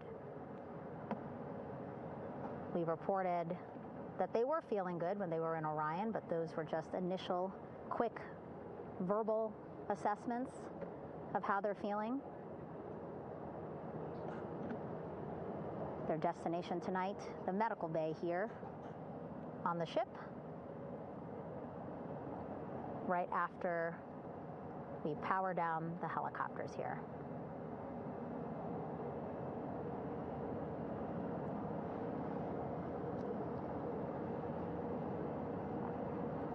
The team on the flight deck working quickly but methodically.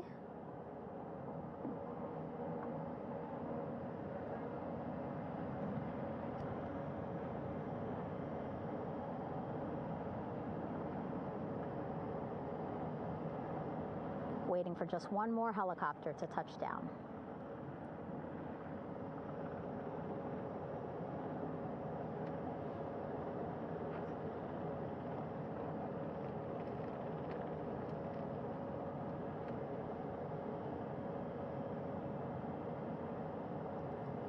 Very limited personnel here on the flight deck. Restricted maneuvering doctrine is in effect. As that third helicopter touches down.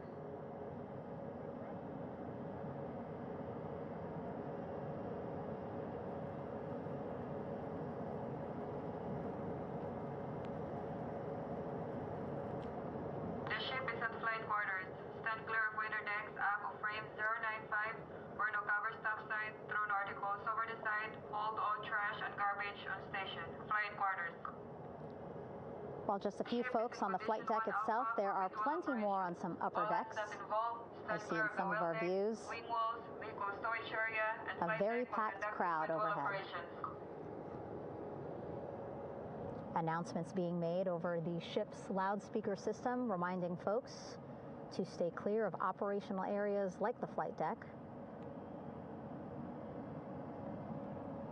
so that teams can work quickly to get the crew off of the helicopters and into the medical bay.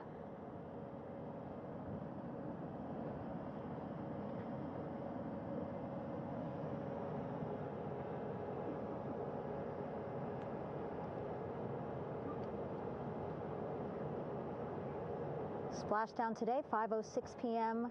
Pacific time. We are within 2 hours of that splashdown time, and already we have all 4 crew members on the flight deck of the USS John P. Murtha.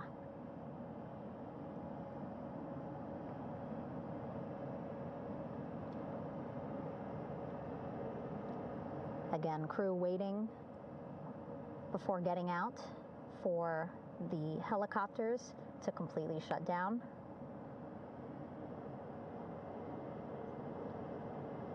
Safety, of course, very important to NASA and the U.S. military.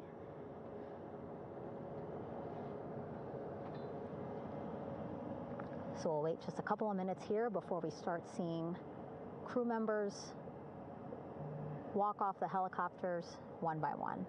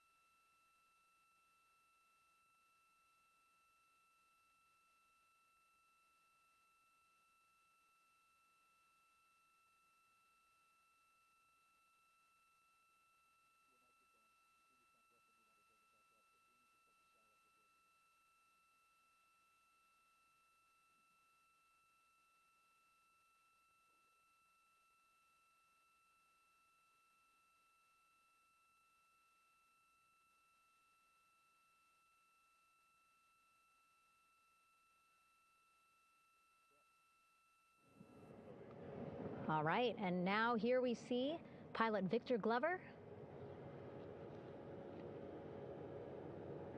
and mission specialist Christina Cook sitting on the edge of one of the helicopters, looking in great spirits. That familiar smile and laugh from Victor, I can see it from here. Christina, I'm sure, feeling the same way, just blocked a little bit by our camera here, but we'll see her here shortly. A photographer taking their pictures. Victor saluting folks on the flight deck. They look like they're in great spirits. Happy to be home, I'm sure.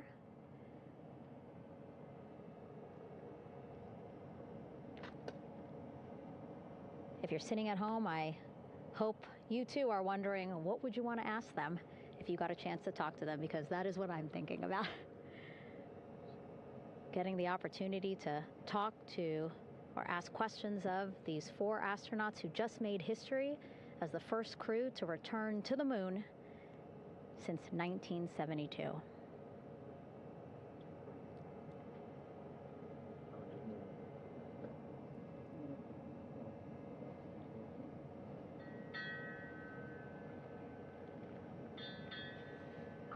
Oh, there we see Christina there, also smiling. Finally peering out, waving at the cameras. Hello to you too, Christina, yes. Welcome back. Welcome, welcome home. A loudspeaker announcement on the ship saying, "Welcome home, Integrity."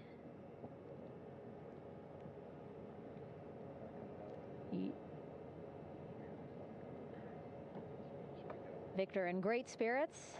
I can't see who he's talking to, but I kind of think that he might be talking to his other 2 crew members. Shouting from across the flight deck, congratulations to one another.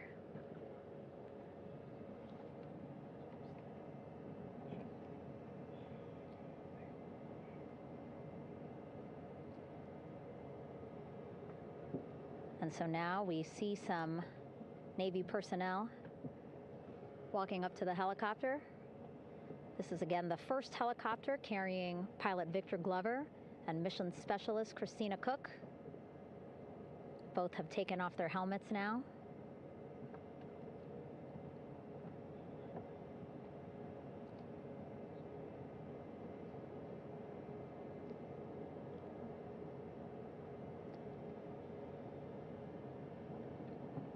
Some pictures, video to catalog this historic moment.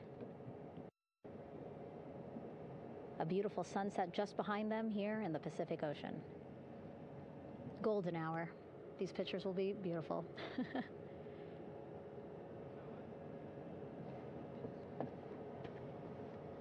Now we see NASA Administrator Jared Isaacman. He is on the flight deck, as well as Flight Surgeon Rick Schuring walking over to Victor and Christina first. We saw the administrator walk over to the other helicopter, which is carrying Commander Reed Weissman and Mission Specialist Jeremy Hansen. We heard from Rick earlier in the broadcast. Again, he said he's going to be out there on the flight deck to do another initial assessment of the crew, ask them how they're feeling, anything bothering them. But again, from what I'm seeing, they look like they're in great spirits and feeling pretty good for folks who just traveled 695,000 miles from Florida to the moon and now here to the Pacific Ocean.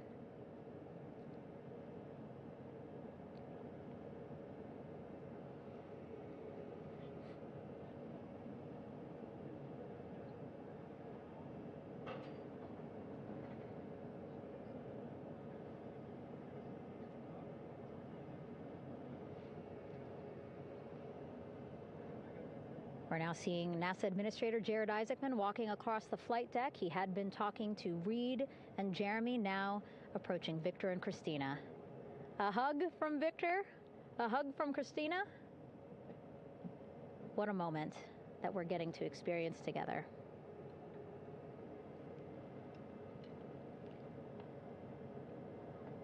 I'm sure congratulatory words. You know, we got to speak to the administrator live on this broadcast as well, and he said the kid in him right now, giddy, absolutely giddy at what we were able to accomplish today. Returning them home safely and in good spirits after a 10-day mission around the moon. And here we go. We're seeing Jeremy walking, waving across the flight deck, now on his way to the medical bay.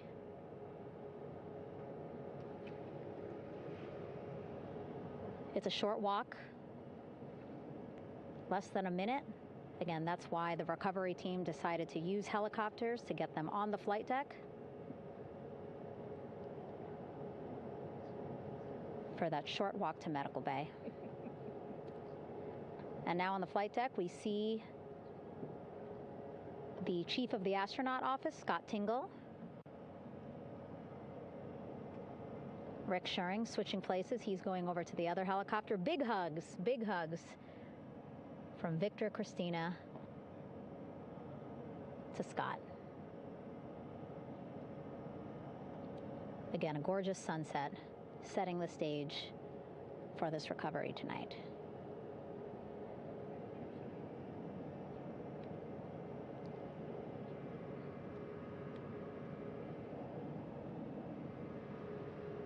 All right, and now here we are, Christina, making her way, looking thankful, grateful, happy to be home.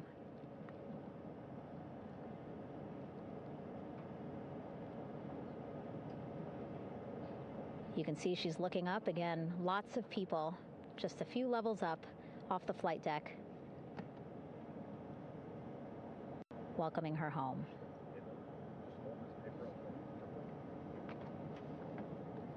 Scott holding the door like a gentleman, but back on his way to the other crew still on the flight deck.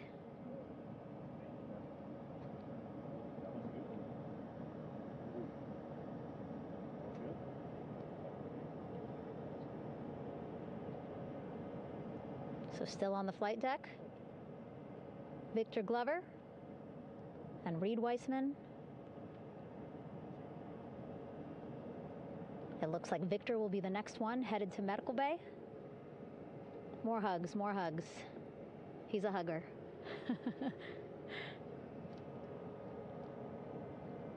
Victor looking good as he walks across the flight deck. NASA Administrator applauding.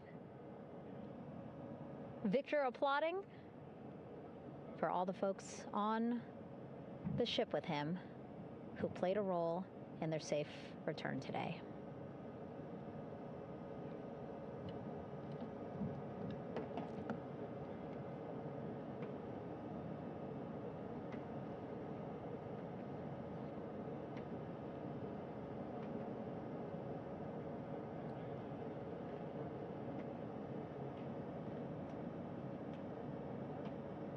finally, just one Artemis II crew member left on the flight deck, Commander Reed Weissman.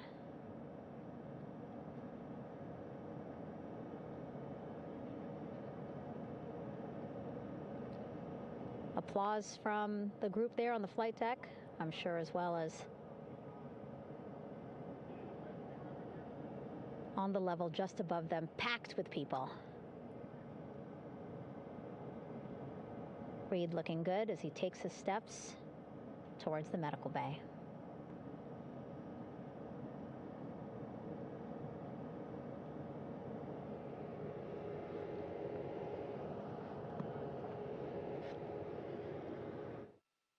See our 4 Artemis II crew members back on the ship.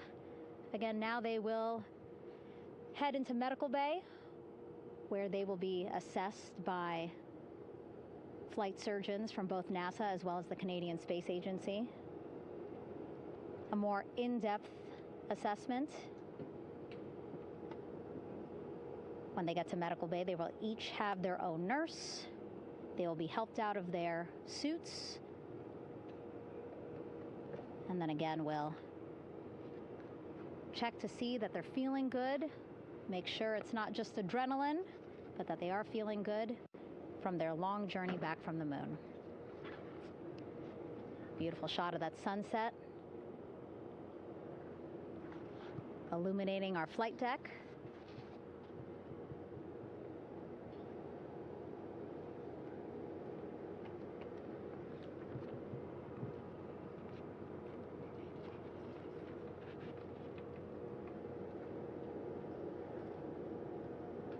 All right, and now with our astronauts safely on board, I want to welcome on Artemis Recovery Director Lily Villarreal.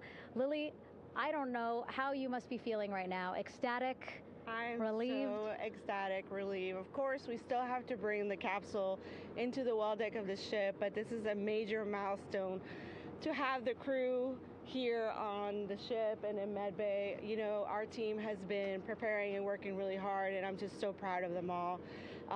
Everything went very well, just as planned. Our teammates in Houston, the flight control team was just amazing. We were able to have great conversations and communications about everything. And I don't know what else to say. I'm just so ecstatic. It's such a wonderful feeling to get to this point. Again, we still have to get the capsule, but this is huge for all of us in landing recovery, and I couldn't do this without my team, and of course the full support of the U.S. military. There's going to be lots of, high fives when we get the capsule back in, and I'm so happy that the crew's doing well, Ryan's doing well, and thank you for everybody watching. Yeah, it was great to watch the crew come back to the ship with you. How were you feeling when you were seeing them looking so happy to be home and feeling really good? The funny thing is that we had video of them from inside the Orion vehicle. They were like that from the beginning. When we opened the hatch, they were already out of their seats, having a good time, waiting for us to open the hatch. And they opened the hatch, and of course we did the first medical assessment. Everybody was doing very well, and they were just having such a great time with the medical team that was inside the capsule. I think they were all taking selfies with the phones that they have, probably talking about what they saw, and it was just smiles all around. They were having such a great time. And then we put them on the front porch when we were ready to put them on the front porch. And again, you could see they were just so ecstatic to be home and talking to everybody. So we were very happy to see all of that in the control room of the LFOC. How remarkable is that? Again, if we think about their journey, the 695,000-mile journey around the moon and back, coming back at 30 times faster than the speed of sound. I mean, how remarkable is that they are in such good spirits? I mean, this is an amazing crew. I think you guys have seen it for the past 10 days. They're wonderful people, and we're so happy that they brought us along on that ride. And I can't wait to see all the additional videos and pictures that they have that, we'll get a hold of now that they're back on the ground. And I can't wait to hear how, a little more than what we saw on the press briefings from the crew about what they saw It's just fantastic. You know, some of my favorite people around this 10 days was the science team and how excited they were. And so this is exactly how we feel in the landing recovery team when the science team went, oh my goodness, when they heard all the discussions about the moon. This is exactly how we feel now in the landing recovery team. We're so ecstatic. Yeah. Again, we have to recover the capsule. I want to make sure we don't forget about our Orion. Lily's all about business. She's thinking about what's next. But yeah, speaking of these 10 days, I mean, we have been along for the journey with them, live with them 24/7 for 10 days, and just really seeing the engagement that we've gotten from around the world. What do you hope people take away from this mission? I think that's fantastic. So, you know, my story was that I went to the Kennedy Space Center. I was born in Colombia.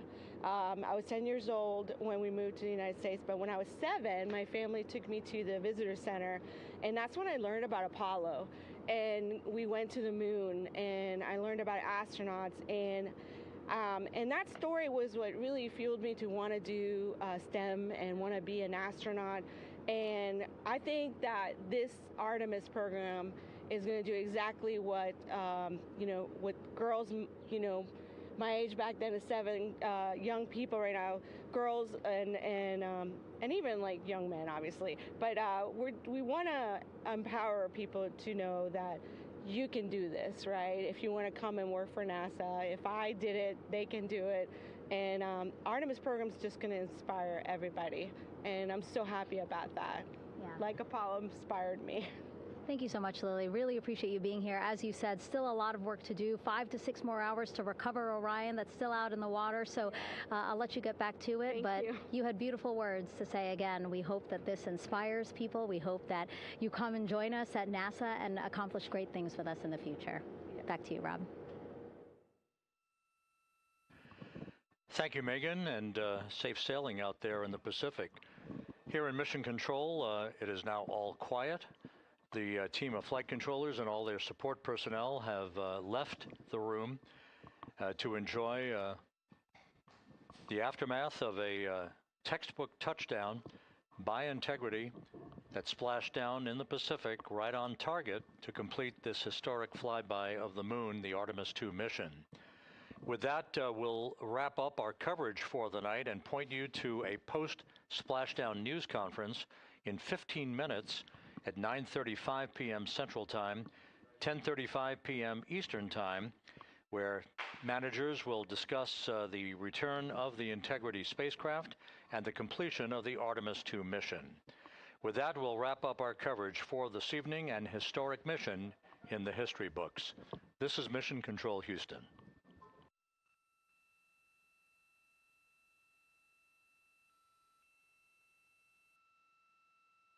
Main chute deploy. And we have 3 good main chutes. Houston Integrity, splashdown, sending post-landing command now. Splashdown confirmed. Copy splashdown, waiting on VLDR. Splashdown confirmed at 7:07 p.m. Central Time, 5:07 p.m. Pacific Time.